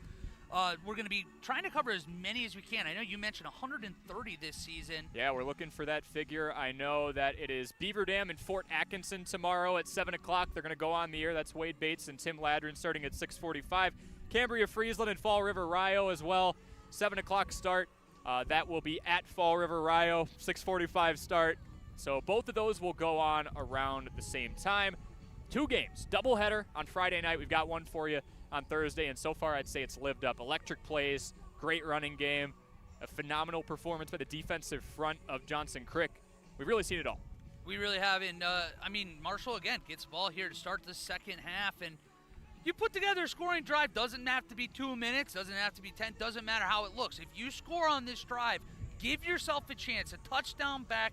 The way that this team, both teams have made mistakes and turned the ball over, the game's still wide open, but very, very critical start here. A score and a stop away, pretty much. Score and a stop, man. Quick side note, so Marshall did win the Eastern Suburban last year. They tied with Houston, or Horicon Hustisford. They combined the two names, very innovative. Each 6-1, fourth time in a row that Marshall had at least a share of the conference title. That conference has reformatted, so in is Poynette, Deerfield, Fall River Rio, who will be playing against Cambria Friesen tomorrow, and Partyville out with Clinton, Palmyra Eagle, Dodgeland, and Houston.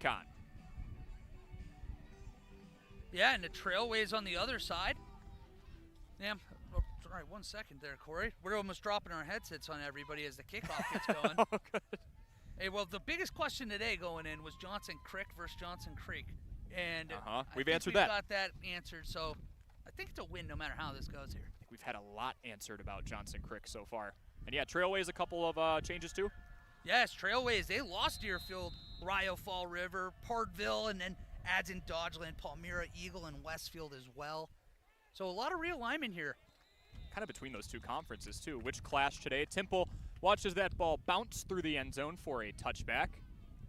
Still get the conventional kickoffs in high school football. We're not seeing the USFL / now newly innovative NFL rules. We still get the traditional kickoff here. Yeah, I was going to say, I'm going to go kicking and screaming into the night on that one, so I'm going to enjoy this as long as I can. Exactly. Not a big fan of it? I just am a caveman at heart, and I don't like change. That's just the facts, Corey. It's not a great life, but it is the life after all. Still indifferent. I want to see it in regular season action. Preseason, I feel like it's been pretty anticlimactic. Marshall starting at their own 20, down 14, a crucial drive to kick off the second half of play. Kleinheinz in the pistol formation, Meyer behind him. Fakes the handoff and tosses near side to Temple, who cuts towards the sideline and leaps forward for a gain of 3.5. Quick and strong play by Aiden Smith there, getting off the block or being able to step up. Keep that only a 3-yard gain. Yeah, nice job just not allowing any yards after contact there. And it's no secret if Marshall is riding anybody in the receiving category and running category, really, it's the same story as last year. Max Temple's got to play a big role in the second half. Yeah, they're going to look to him in a big way. Like I said, I mean, you're going to need a monster half from him. I think Bollmeyer as well. And then obviously the signal caller, Brady Kleinheinz. One of the things that Coach Matt Kleinheinz told me coming into the season as well when we were previewing this year, he wants more explosive plays. This team scored a lot of points. Boy, could they use a nice little 3- or 4-play drive here. Just bigger chunk plays. A handoff up the middle doesn't go anywhere. Nice stop again by that Johnson Crick defensive front. Just not a lot of clean deliveries there on those read options so far. It just looks like a little indecisiveness and almost looked like he lost the ball there again. Yeah, some awkward exchanges. Logan Zerby was in the vicinity there. Probably gets at least half a tackle on the play. Zerby's been penetrating quite a bit too. Again, they have really, really stifled this Marshall attack, at least in between the tackles. I will say this, Wally, I don't know how much of a factor it's going to play. There's not much of it, but there's a little breeze. Oh, it's coming a little stronger now, probably about 5-10 miles an hour. So a bit in the face of the offense, kind of a crosswind from left to right from Marshall's perspective. Snap back to Kleinheinz, looking for the first down, throws over the middle of the field and cannot hit his man. Carter Pettit was in the area. Looks like maybe a little miscommunication. It looked like Pettit thought that was going to be more of like a skinny post, maybe even like a 9 route. And meanwhile, Brady Kleinheinz threw that over the middle of the field. Nobody really within 8-9 yards of that.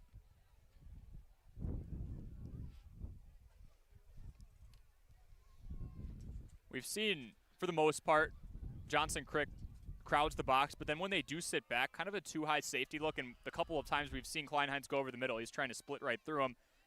Rollout punt again, and arguably the best one so far. Going to get some decent rollout as it fades out of play. Temple downs it at the same time, somewhere around the 38 of Johnson Crick.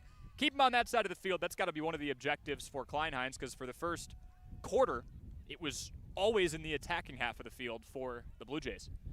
We had mentioned just before, I feel like in the last 30 real-time minutes about how important that first drive was for the Marshall offense. Yeah. What we didn't talk about was how important it was for this Blue Jays defense to keep the momentum, to keep control of the game, to keep all that energy up on this sideline. And boy, did they ever deliver there. Yeah. They have passed nearly every test, did give up kind of a methodical drive with a couple of minutes left in the first half. And here's more of that stacked look, this team committing to the run. We've seen them do that, and we've seen Eden Martinez Herman roll out. Martinez fooled everybody, myself included, went far side, got the first down, and then some. But it's the second time. We saw it on the one run that he went down to the 4 in the first half, going right to left, where he went down to the 4. And he kind of gets stuffed at the line of scrimmage. You lose him, and all of a sudden he comes out of a mass of people, and he's got 15 yards. And it's not like he's stumbling either. He's sprinting full speed ahead. Yeah, you need the, Chris Berman. Yeah. Fresh set of downs on the Marshall 45. A handoff up the middle. More yards after contact. How about Owen Blakey? I know we called his name a few times in the first couple of drives. Those are the plays we have grown accustomed to seeing from him all day long. It looks like he's going to get 3 or 4. Not a bad gain, and he turns it into an 8-yard gain. That second effort has been so phenomenal from Blakey. It's got that angry run feel. I mean, that was another 4 or 5 yards after the first contact. Had 2 or 3 guys grasping at his legs. Little beast mode. Oh, man, he's got to keep getting those legs turning and just, puts himself in a good spot, 2nd and 1. I was going to say, great spot for this Blue Jays offense. 2nd and very short. A handoff up the middle to Hartz, who bounces outside, shimmies back inside. Makes one more move, is heading for the end zone, and he's tackled right near the goal line. Touchdown, Blue Jays. How many broken tackles on one play can Luke Hartz register? That's his 2nd trip to the end zone of the day. I'd love to see that one up next against Tanner Herman's one to make it 7-0 early in this game. Both making 3 or 4 guys miss, and man, nobody's can get these guys down right now, Corey. They're slippery. They are slippery. Very Blue slippery. Jays. Slippery Blue Jays is right. I like that. Battle of the Birds today, huh? Yeah, Battle Cardinals, of the Birds, huh? Blue Jays. A couple of MLB teams, technically. I was going to say, Toronto's pulling over here for Johnson Crick. I know that. I got a 20-run lead. Herman to make it 21. Splits the uprights. He is 4 for 4 on PATs. 28-7. Johnson Crick out in front with 9:03 to play in the 3rd quarter on the Gruber Law Office's one call, that's all scoreboard. And that's about the best response that you could possibly have from Wagner's squad. Let's go out there and prove to everybody that the first half wasn't a fluke. We're going to keep this momentum going, and we're going to grow this lead that we built into the halftime break. Yeah, and now all of a sudden, for the first time in this game, you kind of look over at the Marshall sideline, you're saying, all right, now you're down 21. We're in the 3rd quarter. We're looking at 21 real-time minutes left in this game. All of a sudden, you can't really be affording those 6, 7, 8-minute drives. No. You kind of got to actually put a little pressure. Could we see them kind of throw downfield a little bit for the first time this time drive here? And that main vertical threat from 2023, Mitchell Pletcher, he also is the only touchdown scorer for Marshall. He did it in the rushing variety. Only took 4 rushes last year. Took him for 95 yards, not too shabby. And he had a score in the process as well. Yeah, are they going to try and make it a more vertical game? And is Johnson Crick going to respond and back off a little bit? They've been loading the box, kind of daring Marshall to do that all game. It's really hard to justify changing too much the way they've been playing. Oh, yeah. It's not broke, don't fix it. Timple's back, catches it on the fly at about his own 6. He cuts far side, cuts back inside, does a little double move, and is hammered down around the 20. About as good of special teams coverage as you can ask for from the home team there. No, yeah, there were about 4 or 5 guys that broke through that initial wave. There was nowhere to go. He's honestly lucky to get back to the 20. Uh-huh.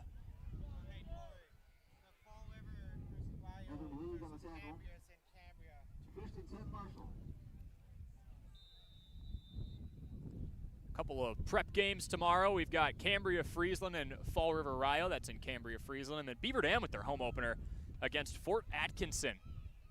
Both with start times of 7 o'clock. Beaver Dam at Fort Atkinson at Beaver Dam is on ESPN Beaver Dam and Daily Dodge TV. Kleinheinz looking to respond, goes vertical here, far side, gets his man mid-stride. And it's none other than Mitchell Pletcher.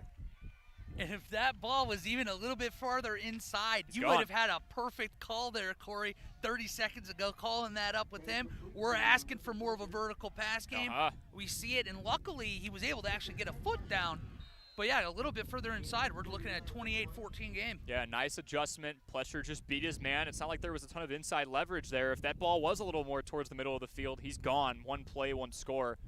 And you know, Kleinheinz was hoping for that, but A big chunk play to get his team to midfield, not too bad. 8:50 to play in the third. Pistol look. And another pre-snap whistle. False start. Well, self-inflicted wound there. You see a lot from Johnson Crick, and it's kind of given this Marshall offense fits, but they run more of a 4-2-5 traditional-based defense. So everybody is straight up. A lot of man there you're seeing on the outside right now, and we're just now starting to see them drop off about 10 yards off the line of scrimmage. A read option here. Kleinheinz goes back and laterals one to a man on his right, and that's Mitchell Fletcher. So Kleinheinz gets about 5 or 6 yards and then shovel passes to his right, and a decent gain there to get back to midfield. This is one of those I'd almost be interested in college football or the NFL if we would have had a review there. It was a very, very horizontal lateral there. Yep. You're starting to play with fire about getting that illegal pass downfield. 8:17 to play in the third quarter. Clock ticks on, 28-7. Johnson Crick out in front in their home opener on the Gruber Law Office's one call, that's all scoreboard. Pistol look again, snap to Kleinheinz. He hands off up the middle, and Bo Meyer is stuffed behind the line. That front has been nasty all day long. Number 55 in Evan Mauleg was in on the tackle with a couple of his teammates. Well, and a heck of a play, too, or at least awareness there from that defense. They shifted pre-snap right before, shifted right into that A-gap. And unfortunately, again, Bo Meyer not getting anything done, and nothing really in between the tackles all game for this team. You said that 4-2-5 that they kind of been sitting in where there's really no one that far back. Is that a defensive coordinator betting on his corners, saying, well, I have 5 defensive backs here. If you want to try and beat me over the top, try. They've been begging them to at least try to throw the ball, and so far they've been reluctant to do so. He's betting on the speed. Timple heading for the sideline, gets a gain of about 6 or 7, stretching for the line. He'll be about 1.5 yards short. Man, the way they spotted it might even be closer to 2 or 3 yards, and now we're going to be going into 4th down, and man, I know they converted a couple 4th and 5s there in the second quarter on that touchdown drive, but you just don't want to keep putting yourself in these spots falling behind because of penalties. That false start again, kind of looming large here. Those -5 net yards on that play. 6:50 to play here in the third. 21 unanswered for Johnson Crick. That's the difference still, 21 points. Kleinheinz takes the snap. Moves out to his right, breaks across the line. He's got the first down and more. Over to the 30, looking for the 25. Draws a couple defenders and pushes to the 23. Huge gain from the now looking like dual threat quarterback. He tucked it and ran a bit last year, but we're seeing more of that tendency in the second half. Yeah, and again, this is partly why you do continue to run the ball up the middle, even though they haven't had that success. They dare do a triple option. It does converge 2 guys on Bo Meyer, thinking he's going to get the ball in the A-gap. And then to your point, he pulls it and goes outside the numbers, or at least outside the hash to get that first down. Yeah, great read by Kleinheinz.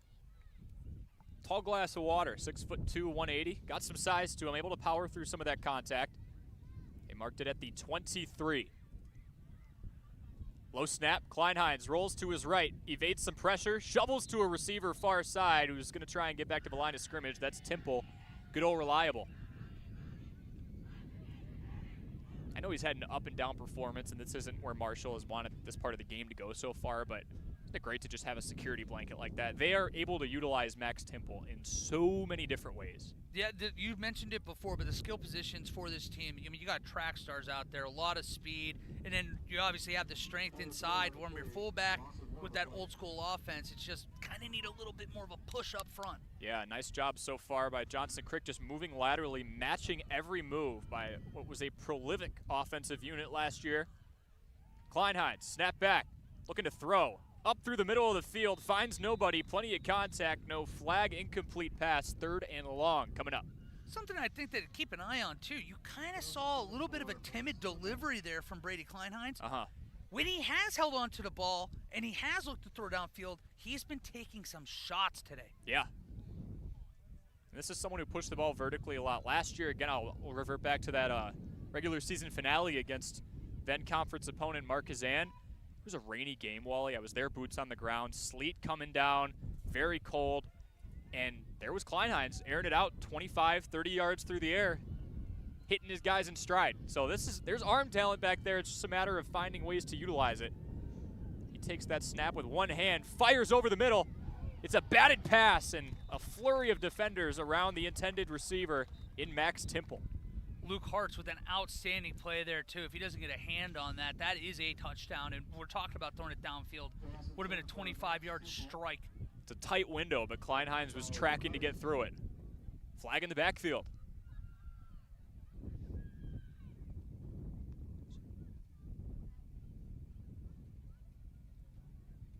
We just talked about Brady Kleinheim's taking some big hits. And he took another one on that play. Roughing the passer. Roughing the passer. We did miss that at first on first look, trying to look downfield. But, man, that's got to be 5th or 6th big lick he's taken so far in this game. We've talked about consequential errors. Obviously, there's room for error here, up 21, but you can't have that if you're Johnson Crick. Phenomenal defense. One of your DBs makes a great play, and you hit the guy late. The only thing I can't say, field is shrunk, and the way they're playing so tight to the line, this is going to be really difficult here. Kleinheinz hands off up the middle. It's number 11 in Carter Pettit for a minimal gain.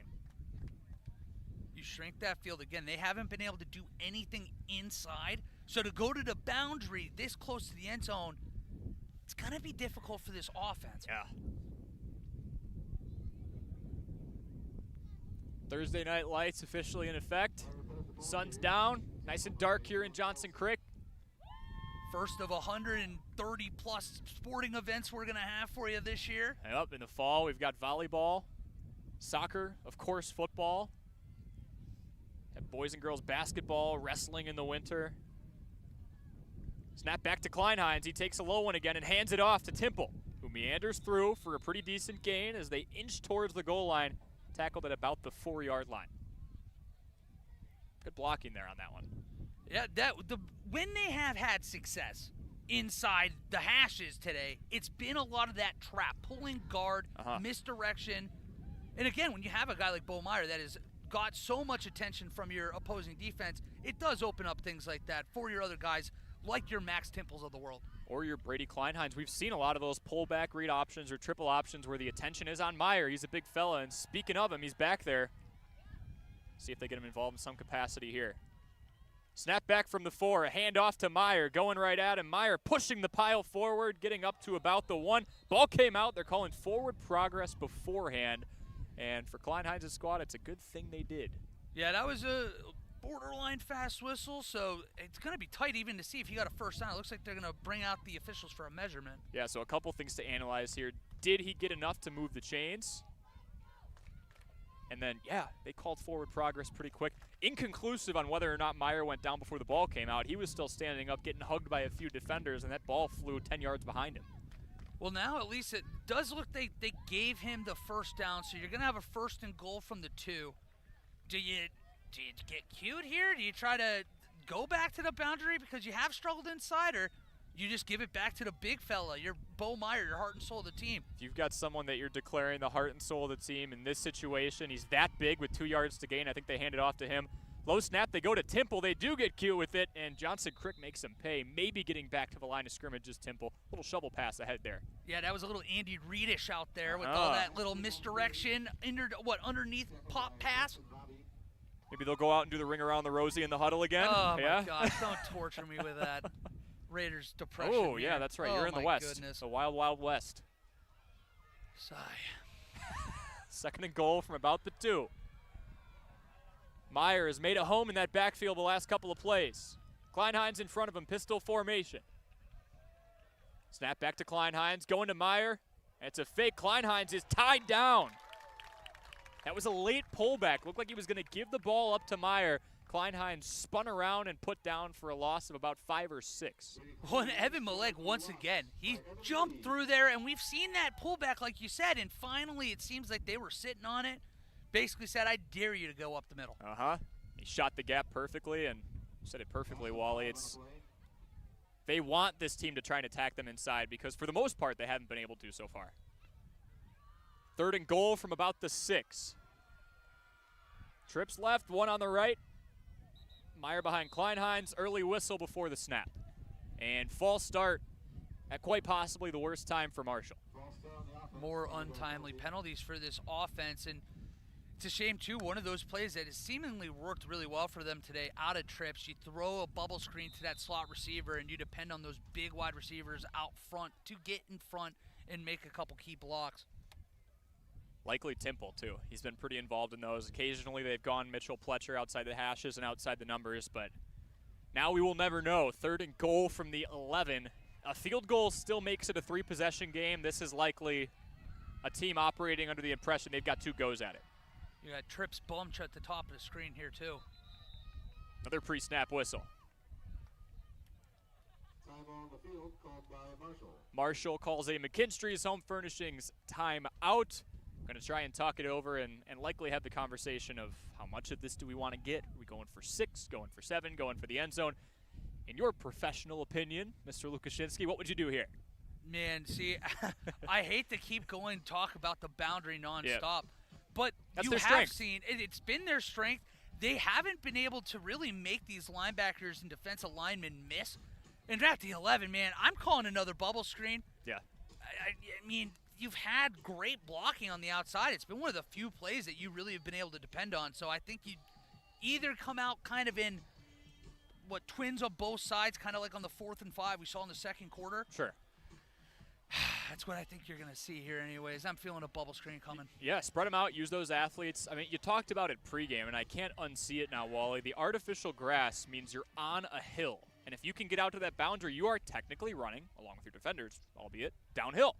Well, you're Trips up top again. Mm-hmm. Really congested. You might get a one-on-one shot down here on the bottom of the screen. Maybe throw a fade. To see here. Meyer behind Kleinheinz. Kleinheinz takes the snap, rolls out to his right. Near that trip side. Goes for the end zone. Ball deflected, incomplete.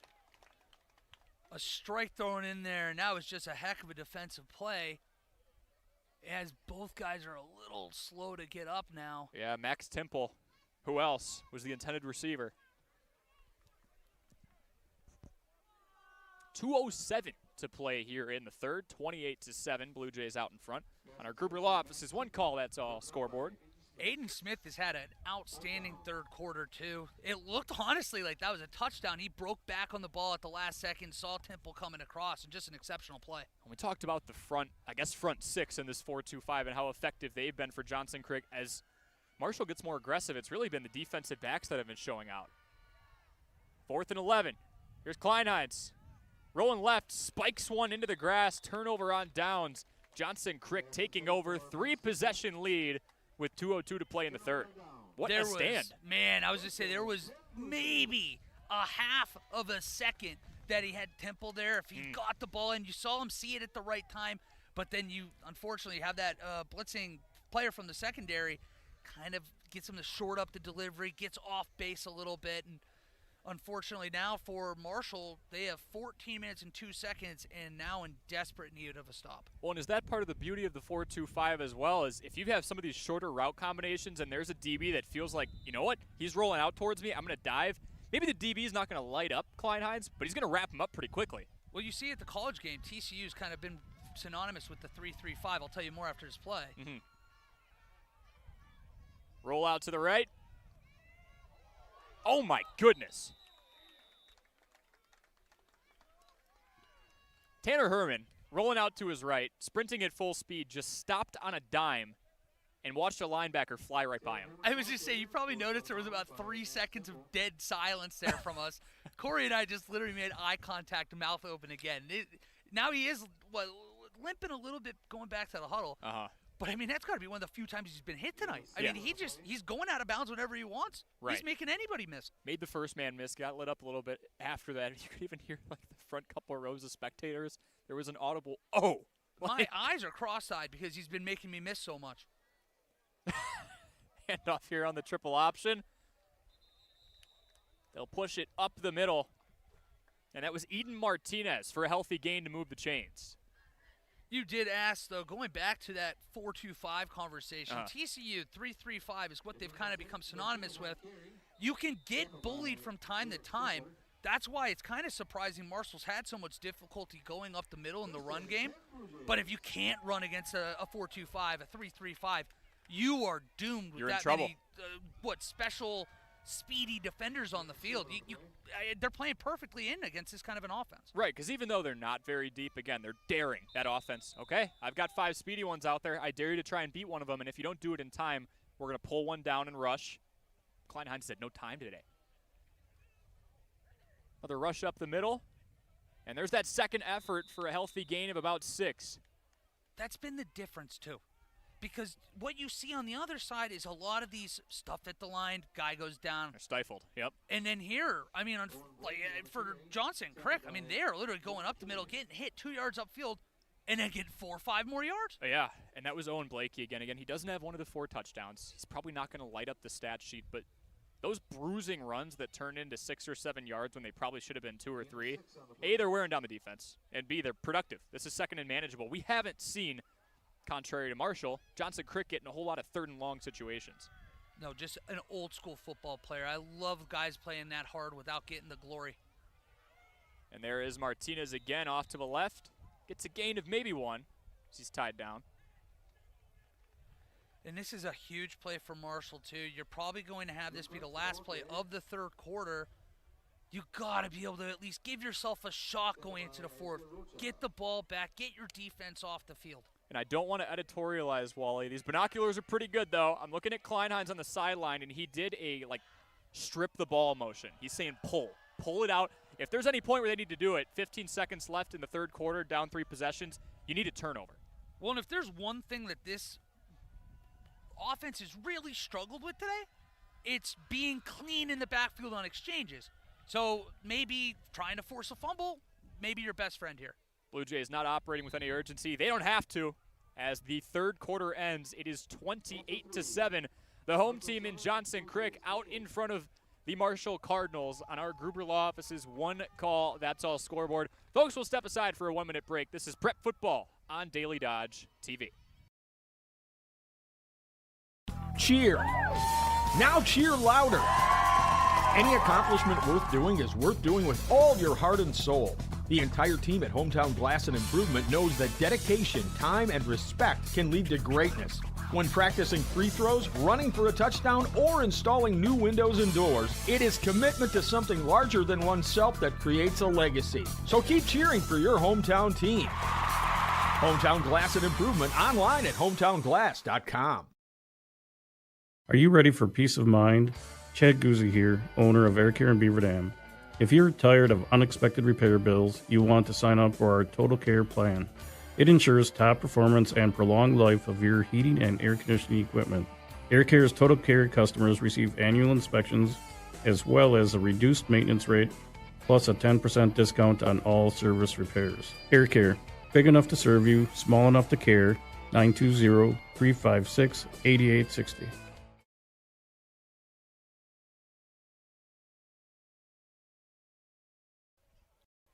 And we welcome you back to Prep Football here on Daily Dodge TV.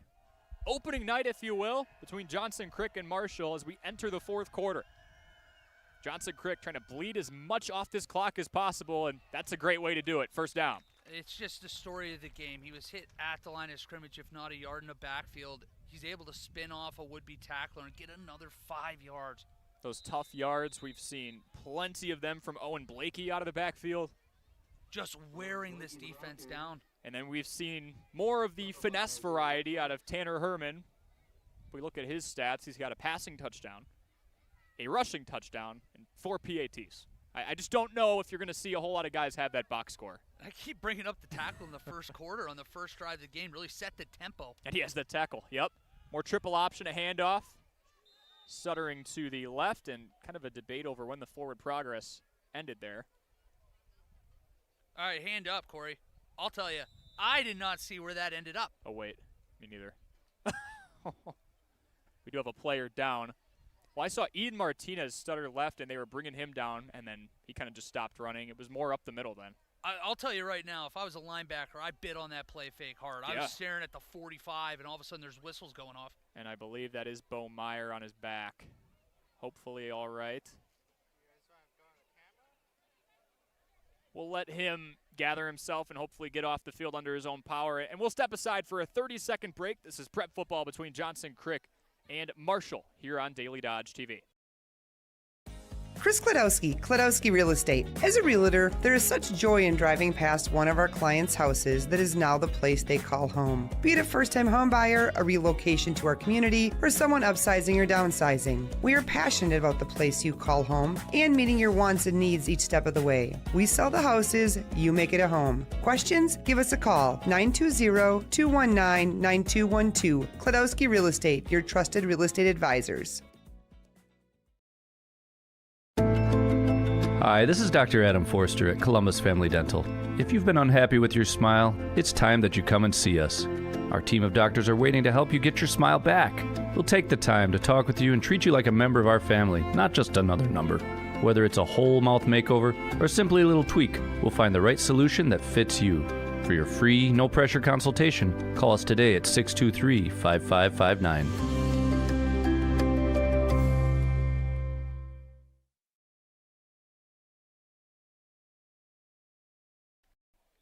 Bo Meyer of the Marshall Cardinals jogging off under his own power. Maybe a cramp, something minor. They checked him out for a couple of minutes there. Johnson Crick holding a 21-point lead and the ball with 11:16 to go, up 28-7 on Marshall on the Gruber Law Office's one call. That's all scoreboard. Triple option again, a handoff up the middle. It bounces outside. Hartz again. He's been the explosive play guy, and he pushes forward for 15. Wally, we talked before about we don't know a ton about this Johnson Crick team. We do know that Marshall brings back the majority of their core and a very strong quarterback talent in the back half of his high school career. Is this more of a step back for Marshall, or should we just be giving Johnson Crick more credit? Because I don't think Marshall has had a whole lot, other than the flags, of self-inflicted wounds. They haven't turned the ball over a ton. You're talking about a four-time consecutive conference champion in this Marshall Cardinals team. This is a well-coached team. This is a talented team. This is more of a, what I think to me, Johnson Crick massively blowing out the expectations. Yeah, they just look great. There is a player down on the far sideline. I can't see who it is exactly. Yeah, right near Marshall's side. Be able to tell you once he gets up here. But to answer your question, I think this has just been a resounding and very encouraging night so far for the Blue Jays. And there is 11 minutes left. This is a 3-touchdown game. Yeah. This is not over. We've seen weirder things happen. Exactly, and that is... I think that was Isaiah Roca. Yeah, I think you're right there. Walking off. And for Marshall, again, this game is not over. This is non-conference. This does not impact what happens in the Eastern Suburban. Just look what happened the exact flip last year. Yes. 9 straight wins going into the playoffs and a deep playoff run for Johnson Crick, too. Handoff. It's power to the left. Hartz spun down after a gain of 7. Healthy first down gains. We've seen that time and time again from this Blue Jays team. And honestly, I'll say it, Tanner Herman, very involved to kind of get this team the lead. Now it looks like Coach Wagner's in let's protect him mode. Why not run it up the middle and give it to some guys who have a little more meat on the bones and are willing to take some of that contact? Well, and you're starting to see, too, a lot of hands on hips, a lot of hands on knees, a couple injuries this drive, out of breath. Like, they're just getting worn down. This has just been a dominant up-front performance by the Blue Jays. It's a team to watch throughout this year. They were last year. I don't think much of that changes. Here is Herman rolling to his left. He tucks that ball down, meandering through a couple defenders and skids out of play at about the 32. Enough to move the chains. And it is, I guess, clunky as it points it looks in the exchanges or in the backfield with the misdirection. They only turned it over the one time so far, so they have at least survived that. It might be something to keep an eye on with this unit later in the year as they get more comfortable. Again, this is a very inexperienced team doing this. Now imagine what happens if they start to clean up some of these exchanges and all of a sudden these gains of 7 or 8 turn into touchdown plays. Absolutely. Blue Jays not really getting off this specific set. More triple option, this time a handoff to Owen Blakey for another healthy gain. And why would you come off of this right now? I mean, they are... Chew it. Chew the clock. I was going to say 5 yards, a carry. They're inside 10 minutes left. You're up 3 scores. This is, I mean, you got the recipe. unless this team gets pushed into a 3rd and long scenario or a 4th and not so manageable doing this, even if they do at this point, Johnson Crick's got to be thinking, who cares? We've only got 9:37 to go. We've got the ball. Got to do is just hold it as long as possible. Yeah, and right now you're seeing nobody's getting set yet. You're waiting to look again. The back judge just lifted his hand. You're inside 5 seconds. Snap it inside 5 every time probably, right? Absolutely. This is, again, something you don't see in other sports with the play clock, but keep an eye on that back judge. He's the 5 indicator. You learn something new every day. So Blakey makes it 3rd and pretty manageable, about 2.5. Yeah, you saw it in that last play. I think you're probably going to see it for the foreseeable future in this game. They're going to get up to the line. Everybody's going to be standing there looking at that back judge, waiting to get set, waiting to snap the ball until they take every second of the clock off they can. Yeah, really making sure they get close to that expiration. And if you get a delayed game here or there, it's not going to hurt you too much, obviously. There you go, 5 seconds again. Yep, Johnson Crick just getting in there set in unison. Probably cut it a little close there, and this time the QB rolls out to his right, spins back left, is going to reverse field. That little Deion Sanders there jumps over a defender, and now we've got a couple flags.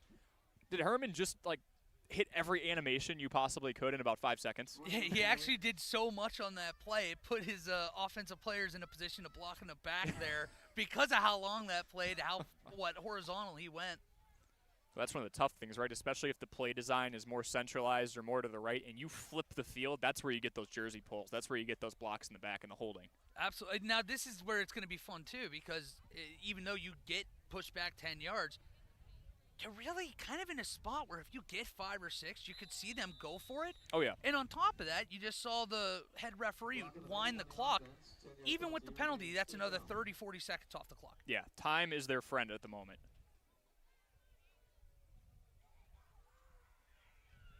22 players within about 15 yards of each other here. Wisconsin football for you. 3rd and 12. Snap back and a run straight up the middle.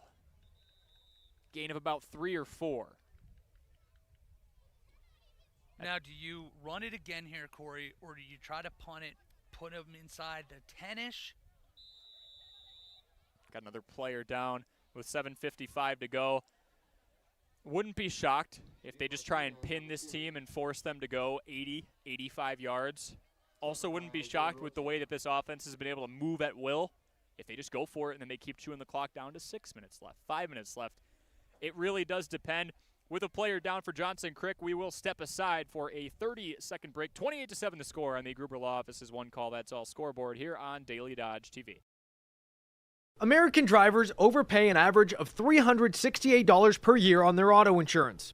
Why? Because, well, insurance is hard. It's complicated. It's time-consuming to get quotes from multiple companies, so we overpay.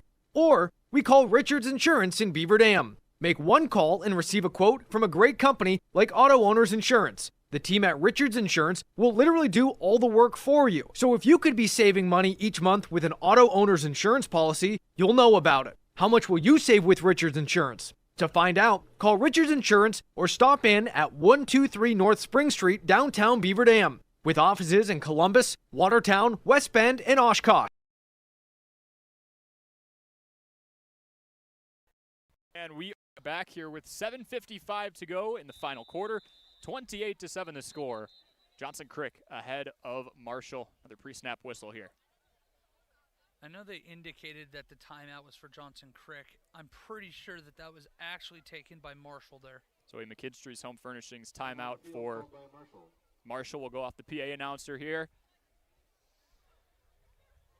It's just that timeout came in from that far referee. I don't know why he would be calling that over here for Johnson Crick. Yeah, good call. So 4th and 8. Now the clock is stopped. In a weird way, I honestly think that this could be advantageous for the play calling of the Blue Jays here, because maybe if you're going for it, why not roll out? Tanner once again, I mean, the way he's played, Tanner Herman, roll him out, put one of those rub routes on the sideline again. That's what I'm calling. That's what I'm going to tell you is going to happen here, Corey. Yeah. He's going to roll out to the right and at least look for a player right around that first down marker on a rub route. Well, we've talked so much about the athleticism of the Cardinals, and they are. We've seen that in flashes today. We saw that for the entirety of the 2023 season. Heck, we've seen it since the pandemic. We've seen it the last 4 years. How about the athleticism of Herman? Time and time again, he's making people miss. Completely blown away by the performance so far tonight. Well, now you have another offsides. Uh-huh. It's going to make it closer to 4th and 3. Got encroachment on him.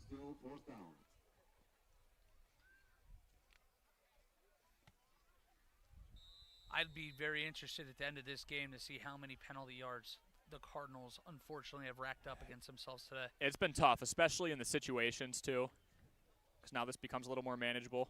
Herman rolling out to his right. He's going to go vertical, throws in between 2 defenders, and an incomplete pass. Tell you what, Still good life. ball. Still life now for the Cardinals. Not a ton of time left, but you at least have a puncher's chance just inside 8 minutes ago. Looking at that Gruber Law Office one call, that's all scoreboard. You'd say the playbook shrinks a little bit here, though, right? We're going to gotta stop with the runs up the middle. We got to, yeah. It's time to stretch the field. Right. And we've seen them start to do that here as the minutes have waned down. Time to utilize these athletes as much as you can, even if it is against a 4-2-5 that pushes you into a tough ultimatum. Yeah, and here's the thing. You even see them lining up pre-snap before they come out of the huddle. There's really no safety help over the top. They're playing man again, and they're daring somebody to beat them. And remember, they gave up 46 points to this offense last year. Crazy. Quite the adjustment that they've made year over year. Kleinheinz rolling left, and he airs it out. Near a couple defenders, and that ball is picked off.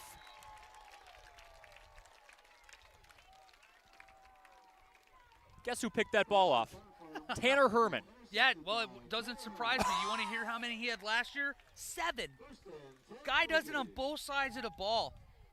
18 tackles, 2 for loss, 7 picks last year. Guy does a little bit of everything.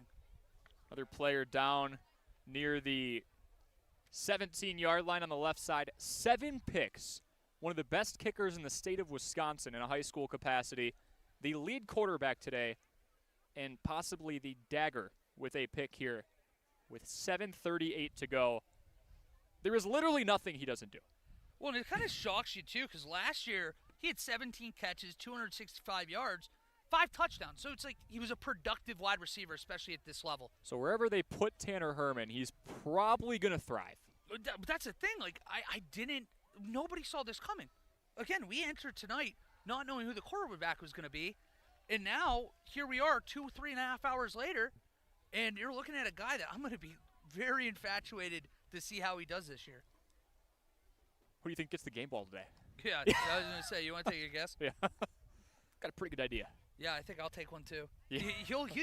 These are the type of people, though, he'd probably be bummed out if he ended up finding out, or talking about that kick. Yeah. That's what he'll be hanged up about. Yeah. But I don't know, man. He's got so much to look forward to. And, again, this is someone who was used in kind of a variety role last year. But as a quarterback, to see that this might be a year that he gets all to himself and every bit, the only thought I have is please protect him. You got to, right? Agree. Make sure he gets out of bounds. We haven't seen him slide a whole lot, but he's been so evasive he really hasn't had to. He's been a blast to watch so far. Yeah, like obviously not to compare him to like Lamar Jackson, but one of the things you see in the NFL is a guy like Lamar, a little smaller, but because he is so elusive, he puts himself in a position not to take those big hits. And today he's done a great job at putting himself in a position to keep himself safe on the field. Back in shotgun now. He hands off up the middle for a gain of about 2.5. That is Owen Blakey getting those tough yards again and pushing that clock to below 7:30 here in the fourth quarter. Owen Blakey, the ball carrier. Tackled by Luther George. Yeah, those are loud seconds ticking off the clock right now, Corey. Oh, yeah. And again, we're probably going to see this offense not snap the ball until the play clock's below 5, as you had said before. A little interesting, though. They are looking a little bit more out of the spread here now. From that pistol. About 2nd and 6 here. Snap back to Herman. He hands it off to Martinez, who spins forward for a gain of 2. Make it about 3rd and 3. Keep banging the old drum here, but just be careful with the ball. Yeah. That was a little bit of a sketchy handoff there. And I mean, if there's one thing that you can't do right now, if you are Johnson Crick, it is turn the ball over at midfield I was going to say. No one around you. Yeah, on that side of the field. Don't give up a chance for a scoop and score. That would take only like 10 seconds off the clock. Just take care of it, right? Even if you don't get the first down and you end up eating off 2 or 3 minutes here and you boot it, at least you're flipping the field. Don't give it up where you're at the moment. Yeah, especially in a sport like this, in high school, like onside kicks, it's not like the NFL, or these are very obtainable. And there you go, the ball snapped through the legs. Herman just trying to do his best escape act here. He gets past the line of scrimmage, gets the first down, and cuts up the field. Herman at the 30. Herman, 20. Herman, 15, and wrestled back to about the 17. No business ending up on the part of the field that he did. Talk about a scramble drill on a broken play. Yeah, ends up, only reason he gets caught there is because he had the Gatorade 2K bottle pop up to his name. He ran out of gas. That ball went through his legs, 15 yards behind the line of scrimmage, where here I am looking like, oh my gosh, is there a chance Marshall gets a turnover here? Instead, no. He goes on a massive run. They actually just pulled him out of the game because he is so gassed. Yeah. Unbelievable. I mean, you say it all the time as a joke, like you'll throw a piece of paper into a garbage or you'll walk over something and go, athlete. That's an athlete. There you go, though, another low snap. Yep, low snap. That ball is on the ground, and Harrison Wilbanks taking over and jumping on it on his first play. Man, yeah, Tanner over here, knee down. Who knows? We might see him at least one more play off here, but I mean, that's the kind of difference we've been able to see. One goes through the legs, turns into a 50-yard run. Just the improvisation. Exactly. It's that's just something you have or you don't. He's just been special tonight. No other way around it. It factor. That's one of those where you'd love to see advanced analytics. How far did he actually run? Like, I know that play is going to go down as a certain number. He probably ran closer to like 60 or 70 yards at least, just going up and down the field. Wilbanks goes up the middle himself. Well, I was just going to say, very different style runner in Wilbanks. Wilbanks got through a little meat there. Yeah. 6'2", big body. He's going to put that shoulder down, whereas as we've seen Tanner do it multiple times today, it's going to juke you out of your shoes. 4.5 minutes to play, 28-7 the score on the Gruber Law Office's one call, that's all scoreboard. Wilbanks with another keeper.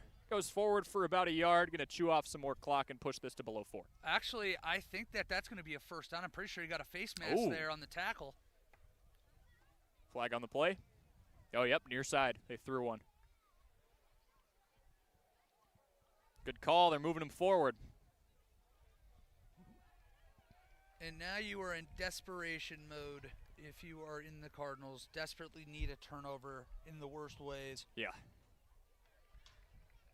Can't say it enough, though, Corey. Just blown away. Blue Jays tonight have been terrific. And, I mean, this is an offense that's going to be fun to watch. It's a defense that is just dares teams to beat them. And it's, as much as we want to say how great Herman's been, it's not one-dimensional. Luke Hartz has a pair of touchdowns today. He had that huge breakaway play to make it 14-0 in the first quarter. They've got dudes. 4:15 left. Wilbanks waiting for the snap. Couple of options on his right. He goes up through the middle. Nice second effort. Pushing the pile towards the 3. They stop it there. And it looked like Tanner Herman was about to run on the field, and I think he was pulled back. I think that is going to probably be it, at least from under center for him tonight. That looks like it. Plus, this is a good opportunity to get another young quarterback some prep or some live reps against a very good Marshall team. And Wilbanks a junior, so when Herman is gone, looking into 2025, this could be the guy, right? Yeah, and might as well find out right now. He obviously, maybe a little bit of a different skill set, but very mobile in his own regard right now. A little one-on-one bottom of the screen. Not sure they'd use it if they're in run mode here. Wilbanks hands off to Blakey, 24, as we've seen so much today, and he breaks the plane. Touchdown Blue Jays make it 34-7. The offense keeps pouring it on. The run game has been phenomenal today. And I tell you, I just love rewarding Blakely there. I mean, Blakey's been just terrific. He's been tough running yards through everybody. You just said it, tough yards. Kind of guy that if you look back at this game, it's probably going to be like 8 carries for like 51 yards. But if you watch, they were a hard-earned 51 yards, most after contact. Oh, yeah. Bad snap. Bit of a broken play here. Herman actually stepping back in, and what a throw. Went right through his intended receiver's hands. even on plays where he's not supposed to be doing something like that, the play somehow breaks and he still turns it into almost positive yardage. You could hear the fire call from up here. And Uh-huh. I mean, so seldom does that ever work. And man, that was close. Went Yeah. through the receiver's hands there, but up 27 now, looking 34-7 on the Gruber Law Office 1 call. That's all scoreboard. And if we look back and reflect at this game, barring anything catastrophic for Johnson Crick or something very fortunate for Marshall, I would say the drive of the game, the Napleton Chevy Buick GMC drive of the game for today, is probably that Hart's rushing touchdown coming out of the first half. It was 21-7. If there was ever a time in this game where it felt like the momentum was going towards the Cardinals, it was those last few minutes of the first half. They had the touchdown. They had the long, drawn-out drive, the missed 37-yard field goal, and then all of a sudden Johnson Crick comes back out and says, no, we're pouring it on in the form of Hartz, who has 2 touchdowns. That would be my Napleton Chevy Buick GMC drive of the game. No, if there was ever going to be a drive of the game, it had to be the one coming out of the half. And, I'm going to cheat and actually kind of almost merge it into 2 because Sure. that drive ahead of time, the 3 and out, Yep. when it felt like you said, a little bit of the momentum change to Marshall's sideline to then force a 3 and out and kind of just walk down the field again. Uh-huh. It's just been like a dominant performance today. There's no other way to say it. The Blue Jays have been near flawless. Yeah, they have looked, nothing short of great. They've got a phenomenal talent under center in Herman. They've got a guy with a couple touchdowns to his name in Hearts. They have one of the tougher runners I've seen in person in Blakey. 3:15 to play in the final quarter here. 34-7. It's worth mentioning, too. I was going to say Logan Zerby on the inside, another really big body. He's been exceptional today. And just, really giving the offensive line fits for the Cardinals. Yeah, and even the offensive line for Johnson Crick to allow. Granted, we have seen a lot of second effort plays to allow this protection to make sure that Herman can roll out. That ball squeaks through a couple of returners. Someone's touched it already. And Marshall tied down at about their own 17 with 3:10 to play. And interesting there, you actually got to see Tanner actually was not kicking on that play. That was Hayden Wagner, so really the pulling him sophomore out. wide receiver. They must be trying to develop a little bit of depth for the future. And with how often he plays, it's always a good idea to have a backup ready that can step in and at least kick your kickoffs for you if you need it. And for takeaways from today, I think Tanner has the job right now if he wants it. Not sure what conversations are going on the Johnson Crick sideline. Man, you think so? But there's no need to put somebody back in if you do have an idea of, this might be the guy in a 27-point ball I was going to say, game. you really think he won the job today? Yeah, I think he put up a decent showing. All right, if you say so. Must be new. That's the crazy thing, too, is this is essentially his first start under center. A run up the middle, nothing doing, and that is the backup in Max Moses, getting some much-needed reps. Anytime you can get the backups in either capacity, whether you're on the good end or the back end of a game like this. It's Moses, Moses, a freshman. Even if you could just get a couple snaps, like you said, the simple things like the exchanges, that's clearly important. We saw what could have been a 4 or 5 turnover game, barring a couple of miscommunication things going on in the backfield. Well, and I was going to say, that Tim Wagner's such a pro that he's going to even look at this game and he's like, you know what, we played exceptional, but there's still so much we can do better. 100%. Specifically on those exchanges, something that Moses is probably going to try and get the timing down on in a handful of plays here. High snap, nice handoff. Abubakar Senghor cutting towards the far sideline and getting back near the line of scrimmage. A second unit pretty much out there just trying to get some valuable in-game reps for the last couple minutes here. Yeah, you got some mass subs here. Just, again, for both sides, winning or losing side, these are great opportunities. And plus, it's just always cool to sometimes see these scout time guys or scout team guys that bust their bottom all week. I was one of them. I never was good enough to, really, really play big-time minutes. These are awesome moments for them, moments that they'll never forget either. Absolutely, especially early on in the season to know if you get your number called, it won't be the first time you go out there. Okay, I went out in that opening week game and dead ball on a low snap and got a couple minutes in. Completely Handful of agree. snaps. I mean, I still can point back to games that we were up 50-0 that I made a tackle in. Uh-huh. That I was like, wow, Yeah. look at that. I was part of it. And it's that's a special moment for these guys. It is, yeah. Especially if you can play a clean sequence here. You get a positive play for Marshall or a nice tackle for one of these back defenders for Johnson Crick. 1:08 to play here. Likely a play or two left. Well, and it's always great, too. Go home and have the all dirtied up uniform. Hey, Mom, Dad, sorry. Yeah, I used it today, I was going to say, we're going to wash this bad boy. Yeah. No, great to get as much of the roster experience as possible, especially in front of a good crowd like this, good environment. Nice win for Johnson Crick. For Marshall, a muff snap.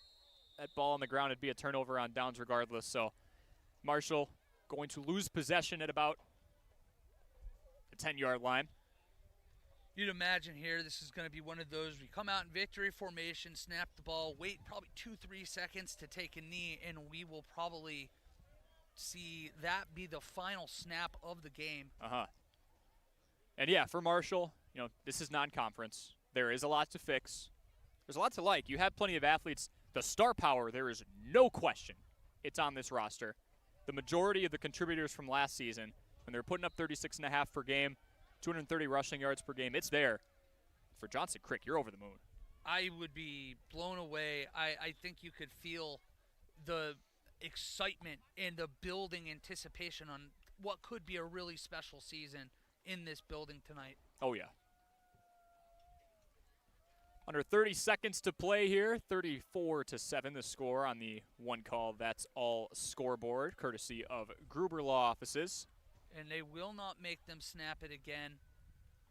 And that's going to be all she wrote. The Blue Jays get it done, Corey. A 27-point win for Johnson Crick in front of their home crowd on the home opener. How about that?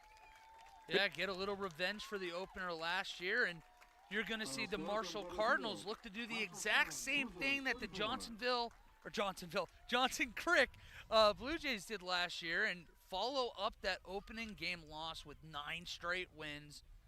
These are two very good football teams. Wouldn't be shocked at all if we're talking about 2 conference champions yet again. In 2024, right? They both got it done in 2023. The Trailways for Johnson Crick. They start the season out 1-0, and the 2023 Eastern Suburban Conference champions in Marshall do fall to 0-1. But you bring it up, right, Wally? Just look across the sideline to find an example of a team that didn't get their head down after an early season loss and ran the table deep into the playoffs. I think Marshall has more than enough star power to do the exact same thing. There's no reason to think they can. I mean, they walked into a hungry team, a well-coached team, and a team that I think that when people wake up tomorrow morning are going to have very changed expectations for this team. Right, we talked about a lot of unknowns, a lot of questions. I don't know, outside of a couple of those exchanges and things they can shore up in the film room, that there are a lot of questions about Johnson Crick football right now. Great performance. Couldn't ask for more. We'll step aside for a 1-minute break and then come back for a quick post-game show here on Daily Dodge TV. At Preferred Dental Partners, our core values are more than just something we put on our wall. They're something we live out. Core value number 2 is the wow experience. This means that from the moment you walk in the door until the time you leave, we want to provide an experience for our patients that is unlike anything you've had before. There are lots of choices of dentists, and we never want anyone to feel they have to be here. We want them to choose to be here because they feel heard, welcomed, and well cared for. If you want to see what the wow experience is about, call or text Preferred Dental Partners today. The teams at Beaver Dam and Mayville Tire and Service are growing and adding service technicians and auto lube technicians. Work in a clean shop environment with a fun and friendly team that is committed to excellence and customer satisfaction.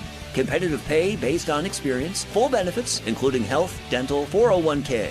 Join the growing team at Beaver Dam and Mayville Tire and Service. Find full job postings on Facebook or visit either location to submit your resume. You're watching the Daily Dodge postgame show. 34-7, your final. What a day to be a Blue Jay. Corey Sparks, Wally Lukashinsky here following the 34-7 victory by the Johnson Crick Blue Jays over the Marshall Cardinals. Johnson Crick advancing to 1-0 on the young season. Marshall falling to 0-1. Lots of expectations for a Marshall team that brought back a lot of returners, core returners, And I don't think those expectations should fall after a night like tonight. But for Johnson Crick, we're cooking with gas here. Oh, yeah, I think that's the story of the evening is what the Blue Jays were able to do. It wasn't about the Cardinals. I mean, that's a good football team over there. Again, we're talking about a 4-time defending conference champion. This is about what we saw from Tanner Herman, what we saw out of that offense, an offense that is replacing 6 different all-conference players this year. Blown away. Completely blown away. An exceptional performance tonight. Hartz with a couple of touchdowns on the day. Herman threw one. Had 4 out of 5 PATs and almost made a 37-yarder earlier. I mean, a complete performance. And the defense. You think defense was on the mind after allowing 46 points almost a year ago to the date? They go out and they just allow 7. 5 of the 6 touchdowns they allowed last year, over 38 yards, just getting gashed.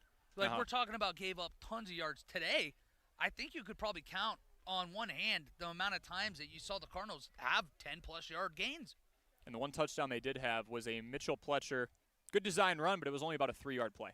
Yeah, I think that'll be, an emphasis or a point of emphasis going forward is how can we help that interior offensive line? Maybe not the biggest unit, but how do we make them better so that we can run actually between the tackles? Yeah, win those battles in the trenches. Again, your Napleton Chevy Buick GMC drive of the game, Blake Hartz. The first offensive drive following the 3 and out to make it a 28-7 ball game really established the will and imposed the will of the Blue Jays. A huge thank you to our high school football sponsors and our fall sports sponsors for 2024-25 in Columbus Family Dental, Hometown Glass and Improvement, and the Beaver Dam Unified School District. That also goes for McKinstry's Home Furnishings, Klodowski Real Estate, Slumberland, Pizza Ranch of Beaver Dam, the Park Village Shopping Center, Richards Insurance, Preferred Dental Partners, Napleton Chevy Buick GMC, Fox Brothers Piggly Wiggly, Gruber Law Offices, Beaver Dam and Mayville Tire and Service, Air Care, Jerry's BP, Silica for your home, and of course, Marine Park Technical College.